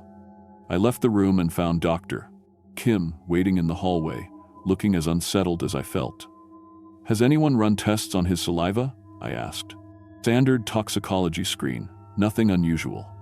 I need a full protein analysis, and I want to know exactly where he went hiking. GPS coordinates, topographic maps, everything." Dr. Kim frowned. "You think he caught something out there?" "I think something caught him." That afternoon, I drove out to the Chena River Recreation Area with a local park ranger named Mike Torres. The trail Thompson had followed was popular with day hikers, well-marked, relatively safe, nothing unusual. Until we reached the point where his GPS showed he'd left the main path. "This is where it gets weird," Mike said, checking his own GPS unit. "According to the data you showed me, Thompson walked straight into some of the densest forest in the area. No trails, no landmarks, just trees and mud. We followed Thompson's recorded path for about half a mile. The forest grew thicker, darker, and then Mike stopped. "Dr. Rodriguez, you need to see this." Ahead of us, carved into the trunk of a massive spruce tree, were symbols I didn't recognize. Not graffiti or initials, so lies, these looked old, weathered, like they'd been there for years. The cuts went deep into the bark, forming angular patterns that hurt to look at directly. But what really bothered me were the bones scattered around the base of the tree. Animal bones, I told myself. Had to be. Deer, maybe bears. But when I knelt down to examine them closer, I found something that made my blood run cold. A human jawbone. Adult male, based on the size. And the teeth had been filed to points. Asterisk asterisk section 4. Escalating wrongness. Asterisk asterisk. Back at the hospital, I immediately called my supervisor in Atlanta. Martinez, I need a full forensic anthropology team up here, plus a hazmat unit. This isn't a simple infection. Slow down, Rodriguez. What did you find? I told him about the bones, the carved symbols, Thompson's impossible ability to smell blood types. As I talked, I watched through the window as Thompson lay motionless on his bed, staring at the ceiling.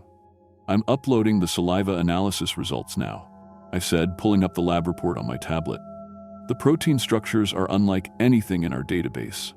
They're acting like prions, but they're not breaking down brain tissue. They're rebuilding it. Rebuilding it how? Enhanced sensory processing, increased metabolic efficiency, reduced empathy responses. It's like something is rewiring human brains for hunting. Through the window, I saw Thompson turn his head toward me, even though there was no way he could hear our conversation. He smiled and mouthed the word, hungry. Martinez was quiet for a long moment. Elena, I'm going to run this up the chain. In the meantime, I want you to interview everyone who had contact with Thompson in the last 2 weeks. Family, co-workers, that neighbor he attacked. Already on it. I'm meeting with his wife tomorrow morning. But when I called Sarah Thompson that evening, her voice sounded different. Distracted. Mrs. Thompson? This is Dr. Rodriguez from the CDC. We spoke yesterday about scheduling an interview. Oh, yes, the interview. Long pause. I've been thinking about Mark, about what he said before it happened. What did he say? He told me the hunger was wonderful, that for the first time in his life, he knew exactly what he needed. Another pause. Dr. Rodriguez, have you ever been really hungry? Not just missing a meal, but truly, desperately hungry? The question made me uncomfortable. Mrs. Thompson, are you feeling all right? I'm feeling focused. Mark bit me 3 days ago, just a small bite on my hand while we were talking through the glass. The security guard didn't think it was serious. Her voice got softer, more dreamy. I didn't think it was serious either. Until this morning. My tablet slipped from my hands and clattered on the floor. Mrs. Thompson, I need you to come to the hospital immediately. Oh, I'm already here, Dr. Rodriguez. I'm in the parking lot. I can smell you through the building walls. I ran to the window overlooking the parking lot. Sarah Thompson stood next to a blue sedan, still wearing her bank teller uniform. She waved at me. Even from 4 stories up, I could see that her teeth had grown. I immediately called hospital security, but when I looked back out the window, she was gone. Doctor! Kim! I shouted, running down the hallway. We need to evacuate the hospital. Now! What? Why? Thompson infected his wife. She's in the building somewhere. The lights went out. Emergency power kicked in a few seconds later, bathing everything in red light. Over the intercom, a calm voice announced, "Security alert, all personnel to secure positions." But Sarah Thompson's voice came over the same intercom system a moment later. Dr. Rodriguez, I found the security office. Mr. Peterson was very helpful. He's type B negative. Did you know that's quite rare? Dr. Kim grabbed my arm. Elena, what the hell is happening? We need to get to Thompson's room. If his wife is infected, she'll try to free him. We ran through hallways, lit only by emergency bulbs. The hospital felt different now, bigger, darker, full of hiding places. Every shadow could contain something hungry. When we reached Thompson's floor, we found the nurse's station empty. Charts scattered on the floor, coffee still warm in abandoned mugs. Like everyone had just vanished. In here, doctor, Kim whispered, pointing to a supply closet. We can barricade ourselves and call for help. But when I tried my cell phone, all I got was static. The landlines were dead too. Through the window in Thompson's door, I could see his bed was empty. The leather restraints hung loose, cut through with something sharp. That's when we heard Sarah Thompson's voice from the hallway behind us. Dr. Rodriguez? I brought friends. I turned around slowly. Sarah stood at the end of the hallway with two other people, a security guard and someone in scrubs who must have been a nurse. All three had the same focused, predatory expression, and all three had teeth that looked like they belonged in a shark's mouth. "The hunger is spreading," Sarah said conversationally. "Each person we share it with understands immediately. No fear, no confusion, just clarity about what humans really need to survive." "Doctor?" Kim pressed herself against the wall next to me. "Elena, the stairs. We can reach the parking garage." But Sarah shook her head. "Dr. Kim, you have type AB blood. That's the universal recipient. Mark is very interested in meeting you." The three of them started walking toward us, not running, just moving with the steady pace of predators who knew their prey had nowhere to go. We ran. The hospital corridors stretched out like a maze in the emergency lighting. Every turn revealed new horrors: empty wheelchairs with blood on the seats, office doors standing open with no one inside, the faint sound of something wet and tearing from the cafeteria. "The parking garage," Dr. Kim gasped as we reached the stairwell. "My car's on level 2. We made it down one flight before we heard voices above us, not just Sarah and her two friends, but more. A lot more. "How many people work the night shift?" I asked. 12, maybe 15.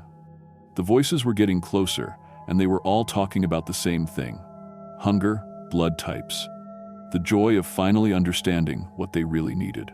Level 2 was dark except for the exit signs. Cars sat in neat rows like sleeping animals.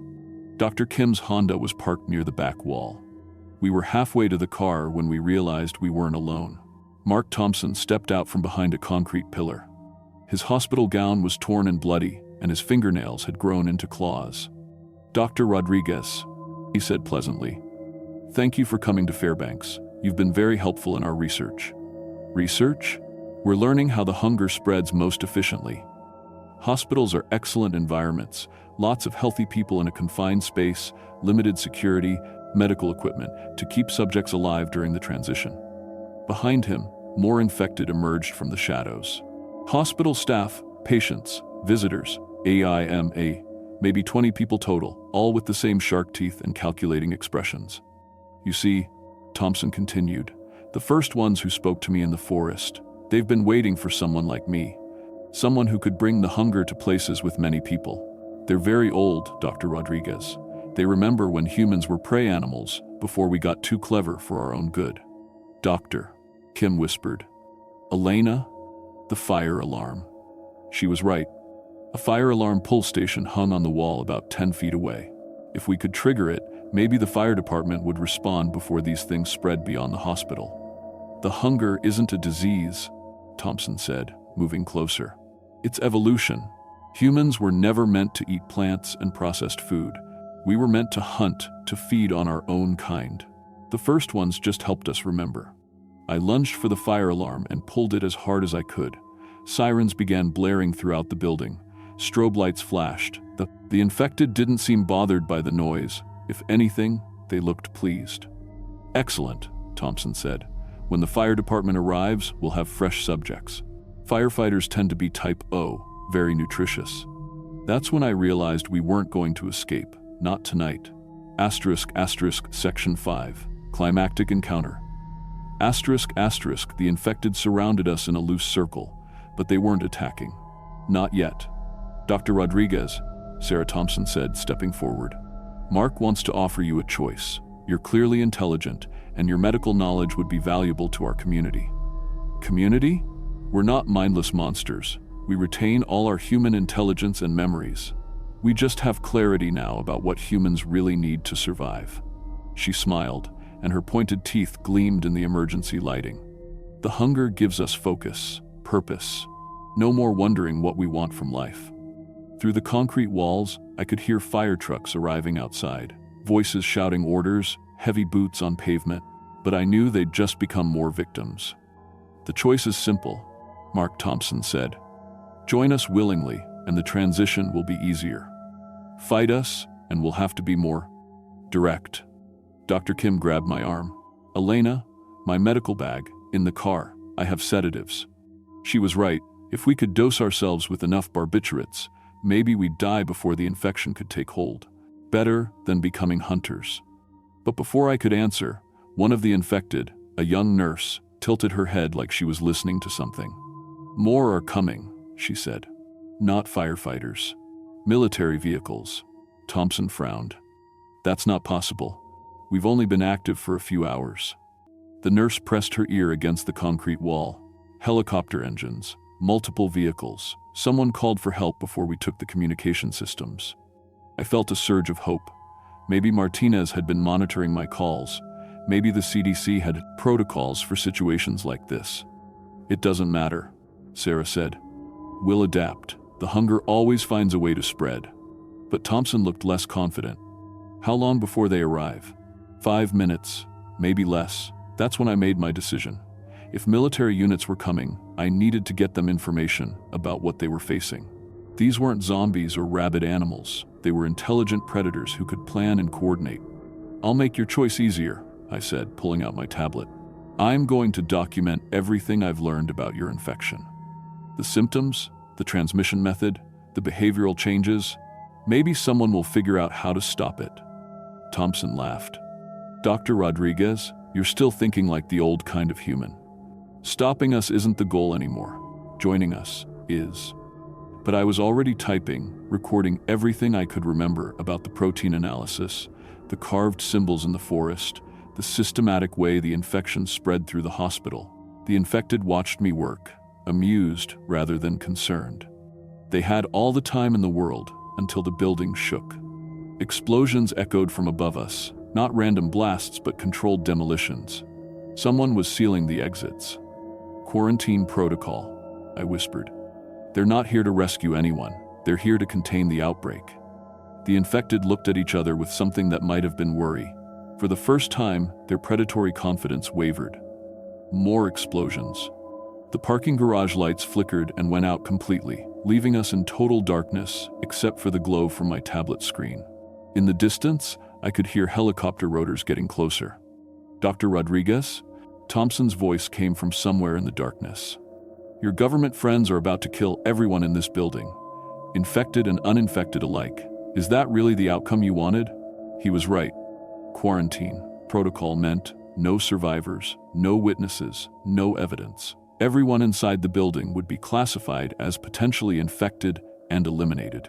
But as I thought about it, I realized that might be the only way to stop this thing from spreading beyond Fairbanks. "Yes," I said. "It's exactly the outcome I wanted." The helicopters were directly overhead now. I could hear rappelling equipment, boots hitting the roof.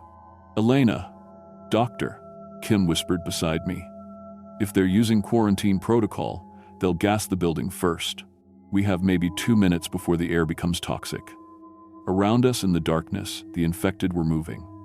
Not toward us, but toward what sounded like maintenance tunnels and service corridors. They were looking for ways out. But I heard Thompson's voice one more time, very close to my ear. "Dr. Rodriguez, there's something you should know. When you examined the bite mark on my wife's hand 3 hours ago, you touched the wound without gloves. The proteins are absorbed through skin contact." My blood went cold. "You're lying. Check your fingernails, doctor." I looked down at my hands in the glow from my tablet. My fingernails were longer than they'd been that morning, sharper, and I was starting to feel very, very hungry. Section 6. Resolution and aftermath. The gas came down through the ventilation system like a gray fog. "Doctor." Kim collapsed first, then most of the infected. I held my breath as long as I could, trying to finish my documentation. But the hunger was growing stronger by the minute. Thompson had been right. I'd been infected hours ago without realizing it. My body temperature was rising, my heart rate increasing, and the smell of Dr. Kim's blood was becoming overwhelmingly attractive. I managed to upload my research files to the CDC database before the tablet slipped from my hands. Somewhere in Atlanta, other epidemiologists would study what I'd learned. Maybe they'd find a way to identify carriers before the hunger took complete control. The military teams found me unconscious in the parking garage 12 hours later. According to the official report, I was the sole survivor of a rabies outbreak that killed 43 people at Fairbanks Memorial Hospital. They kept me in isolation for 2 weeks, running every test imaginable. My blood work showed elevated metabolism and protein abnormalities, but nothing that couldn't be explained by trauma and stress. The physical changes, the slightly sharper teeth, the enhanced senses, were subtle enough to pass medical examination. I convinced them I was clean. I returned to work in Atlanta 3 weeks later. My colleagues treated me like a hero, the CDC researcher who survived a deadly outbreak and provided crucial data for future prevention efforts.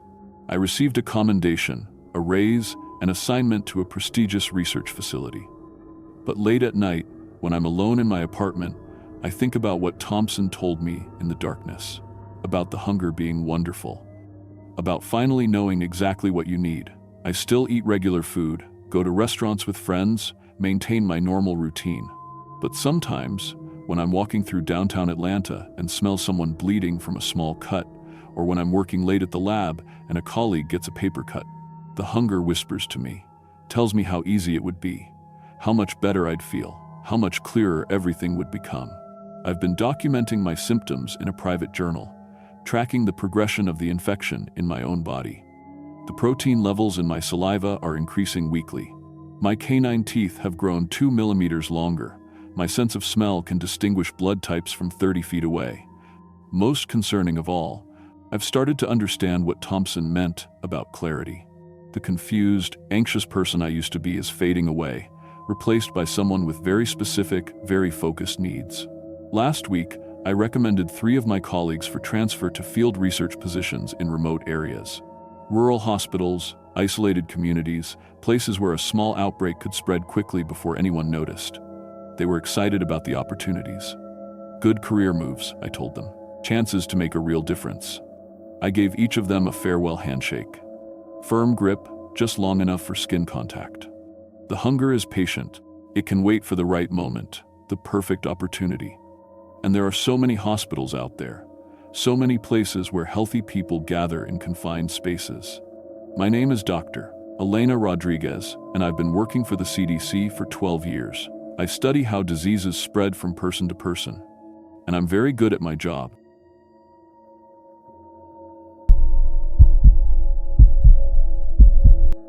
My name is Lisa Park, and I've been a newspaper reporter for 12 years. I started at small papers in Oregon, worked my way up to crime beat in Seattle, and covered everything from city council meetings to murder trials. I've interviewed drug dealers, corrupt politicians, and families of missing persons. I thought I'd seen every kind of human darkness there was. But what happened last winter in Barrow, Alaska, changed everything I thought I knew about what it means to be human. I should have known something was wrong when the assignment came in. My editor at the Pacific Northwest Herald called me into his office on a Tuesday morning in November. "I've got something weird for you, Park," he said, sliding a manila folder across his desk. "Small town story, but the numbers don't add up." The folder contained census data for Barrow, Alaska. Population listed at 4,000 residents. But there was a note clipped to the front from a federal census worker named Janet Mills. She'd written in red ink, "Counted 6,000 people during 3 separate visits. Something's not right here." "Could be a counting error," I said, flipping through the pages. "That's what I thought too, until I got this." He handed me another paper. It was a property tax dispute. 3 different families, all named Johnson, all claiming to own the same house on Whalebone Avenue. I looked up at him. Identity theft? Maybe, or maybe something else. Pack warm clothes, Park. You're going to Alaska. The flight to Barrow took 2 connections and 8 hours. I landed on a Tuesday afternoon when the sun was already setting, even though it was only 3 o'clock. Snow covered everything. The runway, the small terminal, the handful of buildings I could see from the plane window. The cold hit me like a punch when I stepped outside. -20 degrees, the pilot had announced. I'd never felt cold like that before. I rented a car and drove into town. Barrow wasn't big, just a few. Main streets lined with houses and small businesses. Most of the buildings looked the same. Dark wood siding, small windows, steep roofs to handle the snow. The kind of place where everyone knows everyone else. I'd booked a room at the only hotel in town, a 2-story building called the Arctic Inn. The desk clerk was a middle-aged woman with brown hair and a wide smile. "Welcome to Barrow," she said in a cheerful voice. "First time here?" "Yes, I'm Lisa Park. I have a reservation." Of course. Room 12. Will you be staying long? A few days. I'm a reporter, actually, working on a story about the town. Her smile never changed, but something flickered in her eyes. How nice. What kind of story? Just general interest, small town life, that sort of thing. She handed me the key. Well, you'll find we're a very normal community here. Very peaceful, very ordinary. The way she said ordinary made my skin crawl, though I couldn't say why. My room was small but clean. I unpacked my laptop and recorder, then sat on the bed to plan my approach. I'd start with the property dispute, try to talk to the 3 Johnson families. Then I'd look into the census discrepancy. Simple, straightforward reporting. I called the first Johnson family from the phone book. A woman answered on the second ring. Hello? Hi, this is Lisa Park from the Pacific Northwest Herald. I'm doing a story about Barrow, and I was hoping to speak with you about a property matter. Oh yes, of course. Mary Johnson speaking. Would you like to come over? We're at 247 Whalebone Avenue. That would be great. How about tomorrow morning? Perfect. 10 o'clock? See you then. I hung up and called the second Johnson family. Again, a woman answered. Hello? Hi, this is Lisa Park from the Pacific Northwest Herald. I'm doing a story about Barrow, and I was hoping to speak with you about a property matter. Oh yes, of course. Mary Johnson speaking. Would you like to come over? We're at 247 Whalebone Avenue. The words were exactly the same. Same tone, same timing, even the same little pause before of course. I hung up without responding. Maybe it was a coincidence. Maybe I dialed the same number twice by mistake. I checked my notes and tried the third Johnson family. Hello? Hi, this is Lisa Park from... Oh yes, of course. Mary Johnson speaking. Would you like to come over? We're at 247 Whalebone Avenue. I set the phone down with shaking hands. The next morning, I drove to Whalebone Avenue. It was a short street with about 12 houses, all looking nearly identical except for their paint colors. Number 247 was a blue house in the middle of the block. I parked and walked to the front door. A woman answered my knock. Brown hair, medium height, same wide smile I'd seen at the hotel desk clerk. But this wasn't the same woman. This one was younger, maybe 35. You must be Lisa. I'm Mary Johnson. Please come in. The house was neat and clean. Family photos lined the mantel. Mary, a man who must be her husband, and 2 children. Normal family stuff. Can I get you coffee? Mary asked. That would be nice, thank you. She disappeared into the kitchen. I looked around the living room. Everything seemed normal, but something felt off. The furniture was perfectly arranged. No dust anywhere, no clutter. It looked like a showroom. Mary returned with 2 mugs of coffee. So, you're doing a story about our town? Yes, actually about a property dispute. The records show 3 families with your name claiming to own this house. Mary's smile never changed. I'm not sure what you mean. We've lived here for 5 years. My husband works at the post office. I teach at the elementary school. What grade do you teach? 3rd grade. What's your favorite part about teaching? Children are the future. Education builds strong minds. It's important to nurture young people. The answer sounded like it came from a textbook. No personal touches, no specific stories about her students. Do you have any favorite students? Kids who really stand out? All children are special in their own way. Each student deserves equal attention and care. Another textbook answer. I tried a different approach. Your children in the photos, what are their names? Tommy and Sarah. They're wonderful kids. Very well behaved. How old are they? Tommy is 8 and Sarah is 6. What are their favorite foods? They like healthy meals, vegetables and fruits. Proper nutrition is important for growing children. I'd interviewed hundreds of parents for stories over the years. Not one of them had ever answered that way. Real parents would say pizza or chicken nuggets or ice cream. They'd tell funny stories about their kids being picky eaters. I finished my coffee and thanked Mary for her time. As I walked back to my car, I noticed something else strange. The other houses on the street all had the same car parked in their driveways. Same make, same model, same blue color. Different license plates, but otherwise identical. I drove to the elementary school and asked to speak with the principal. She was a friendly woman named Carol Stevens, who seemed more normal than Mary Johnson. I'm writing about education in small Alaskan towns, I told her. Could I get some information about your school? Of course. We have about 200 students, kindergarten through 6th grade. That's a lot for a town this size. Yes, we've had some population growth recently. Lots of young families moving in. I just interviewed Mary Johnson. She said she teaches 3rd grade here. Carol looked confused. I don't have a Mary Johnson on my staff. Are you sure you have the right school? She specifically said she teaches 3rd grade at the elementary school. I'm sorry, but there's no one by that name working here, and I know all my teachers personally. I thanked Carol and left, my mind racing. Why would Mary lie about her job? And why did the principal seem so much more normal than Mary? I spent the rest of the day driving around town, observing. The more I looked, the more wrong things seemed.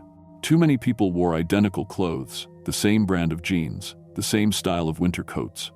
Families walking together moved in perfect sync, like they were marching, and everyone had that same wide smile. That evening, I went to the town's small diner for dinner. The waitress was another woman, with brown hair and that familiar smile. What can I get you? She asked. Just a burger and fries. Excellent choice. Protein and carbohydrates provide essential energy. Again, with the textbook responses. I watched her as she worked.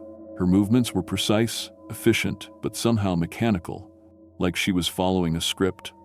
Other customers filled the diner, all families with children. I listened to their conversations. Every family was discussing the same topics: the weather, work, school. The exact same conversations, in the exact same words. The snow is heavy this winter, one father said. Yes, seasonal weather patterns are important for the local ecosystem, his wife replied. Snow days mean no school, their child added. Education should continue regardless of weather conditions, the mother said. At another table, a different family was having the identical conversation, word for word. I pulled out my phone and started recording. I needed evidence of this. Back at the hotel, I uploaded the audio to my laptop and listened again. The conversations were exactly the same, right down to the pauses and inflections. I called my editor. Park, how's the story going? Something's very wrong here. I think the whole town is involved in some kind of, I don't know what to call it, mass deception? What do you mean? I told him about the repeated conversations, the textbook answers, the lies about jobs. He listened quietly. Could be some kind of cult, he said finally. Religious groups sometimes coach their members to respond to outsiders in specific ways. Maybe. But it feels bigger than that. I'm going to stay a few more days, dig deeper.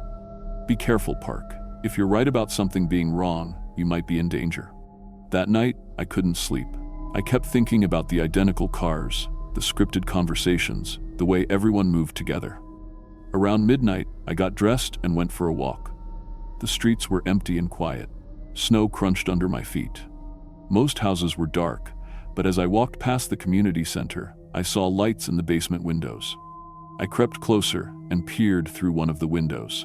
The basement was full of people, maybe 50 or 60 adults and children. They were all standing in neat rows, facing forward. And they were speaking in unison. The colony grows stronger, they said together. Unity brings survival. Individual thoughts create chaos. I fumbled for my phone and started recording through the window. The sound was muffled, but I could make out their words. We are one mind in many bodies. We preserve the useful forms. We discard the unnecessary memories. One of the people in the front row turned around. It was Mary Johnson, but her face looked different. Her smile was gone, replaced by a blank expression. Her eyes were completely black. As I watched, her face began to change. The features shifted and flowed like melting wax. For a moment, she looked like the hotel desk clerk, then like the diner waitress, then like someone else entirely. I stumbled backward, my heart pounding. The phone slipped from my hands and hit the ground with a loud crack. Everyone in the basement turned toward the window at the same time. Dozens of black eyes staring, right at me. I ran. I sprinted back to the hotel, burst through the front door, and headed for the stairs. The desk clerk looked up from her paperwork. Working late, Miss Park? She asked in that same cheerful voice. I didn't answer. I locked myself in my room and immediately called my editor. Something's here, I whispered into the phone. Something that can change how it looks. The whole town is infected or replaced or something. Park, you're not making sense.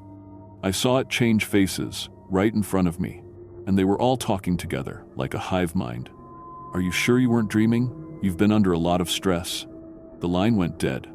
I looked at my phone. No signal. I tried my laptop. The internet connection was gone too. I was completely cut off. A soft knock came at my door. Miss Park? It was the desk clerk's voice. Is everything all right? We heard you come in rather quickly. I didn't answer. Miss Park, we just want to make sure you're comfortable. Please open the door. The voice was different now. Flatter. Less human. I pressed my ear to the door and listened. Footsteps in the hallway, but too many of them. Like a crowd of people standing outside my room. We know you saw us, the voice said. It wasn't the desk clerk anymore. It was multiple voices speaking together. We know what you recorded. I grabbed my things and went to the window. My room was on the second floor, but there was a fire escape. I climbed out into the freezing night air. The street below was full of people. Men, women, children, all standing motionless in the snow, all looking up at my window, all with those black eyes. I climbed down the fire escape as quietly as I could, but they saw me. They didn't run or shout, they just walked toward me, moving together like a single organism. I ran to my car and fumbled with the keys. The engine started, and I drove as fast as I dared on the icy roads, heading for the airport.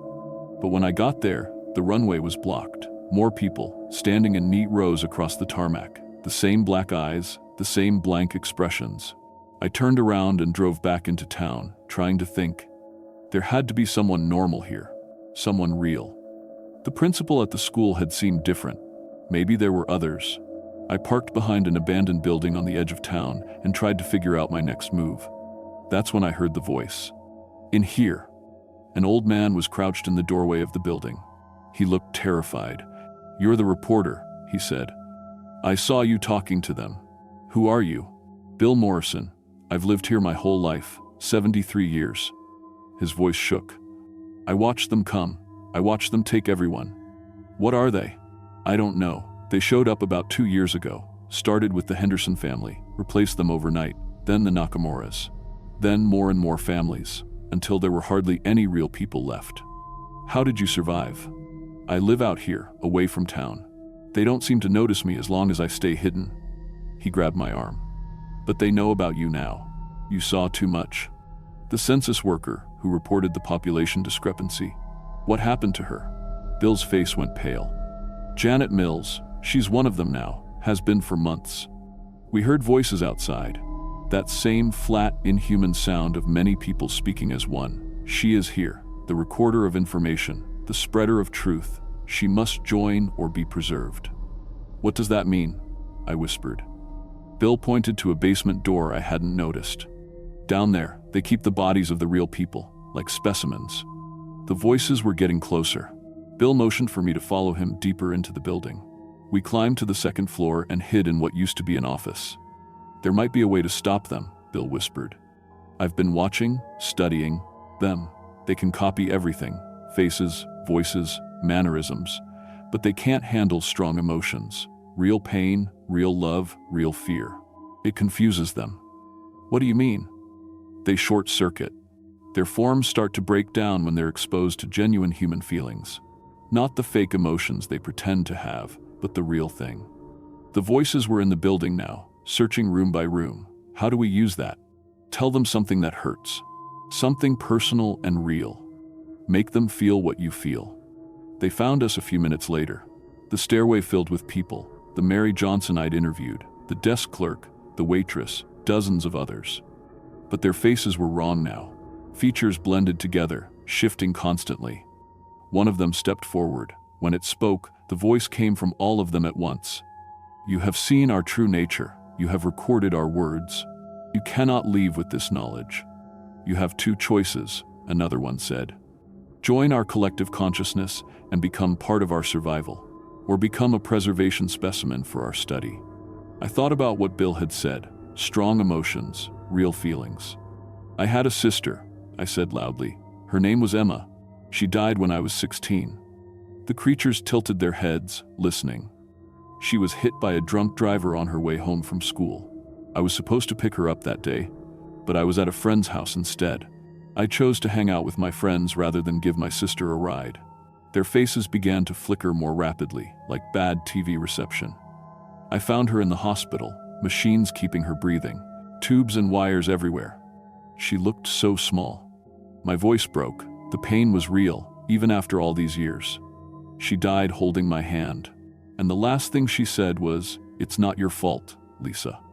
The creatures started making a noise I'd never heard before. A low, electronic whine, like feedback from a microphone. But it was my fault, I continued, tears streaming down my face. I should have been there. I should have protected her. I became a reporter because I wanted to find the truth, to tell stories that mattered. Because I couldn't save Emma, but maybe I could save someone else by telling their story. The whining grew louder. The creatures' forms began to collapse, melting and reshaping rapidly. Their black eyes flickered between black and normal human colors. "I miss her every day," I said. "I miss her laugh, her terrible jokes, the way she always stole my sweaters. I miss fighting with her about stupid things. I miss having a future with her in it." The creatures screamed, a sound like tearing metal. Their human disguises fell away completely, revealing what they really were. They looked like enormous slugs, gray and glistening, but with human faces embedded in their flesh. Dozens of faces on each creature, the real people they'd consumed and copied. The faces were moving, trying to speak. "Help us," one of the faces whispered. Still, trapped inside. The creatures writhed and twisted, unable to maintain their forms. One by one, they began to dissolve into puddles of gray slime. Bill grabbed my hand. "Come on, while they're weakened." We ran from the building. Behind us, more of the creatures were emerging from houses throughout the town, but they were all struggling to hold their shapes. The emotional overload was spreading through their collective consciousness like a virus. We made it to my car and drove straight to the airport. The creatures on the runway had collapsed into formless heaps. I started the plane. I'd taken flying lessons years ago, and we took off into the Arctic night. I filed my story as soon as we reached Anchorage. But when I tried to submit it, my editor called me into his office. "Park, this is. Well, it's unbelievable. Everything I wrote is true. Maybe, but we can't print it. No one would believe it, and we'd lose all credibility." "What about the census discrepancy? The property disputes? Those are documented facts. We'll run a small piece about administrative errors in remote locations. Nothing about shape-shifting aliens." I quit the next day, but I kept investigating on my own. What I found terrified me more than anything that happened in Barrow. There are 12 other towns in Alaska with similar census discrepancies. Populations that don't match the head count. Property disputes involving multiple families with identical names. Small communities where everyone seems just a little too perfect, a little too coordinated. The things I saw in Barrow weren't unique. They were part of something bigger. A slow invasion, one small town at a time. I don't work for newspapers anymore.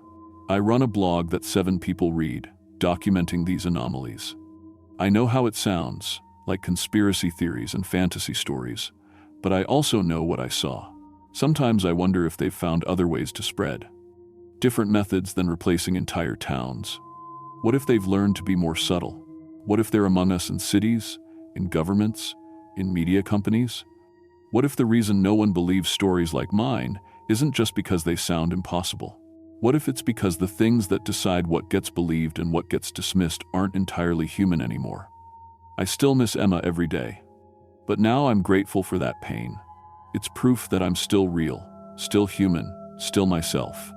And in a world where copying humanity has become so easy, being genuinely human might be the only defense we have left.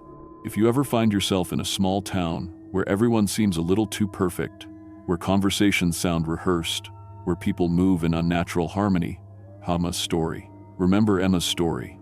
Remember what real pain feels like. Remember what makes you human. And whatever you do, don't let them make you forget.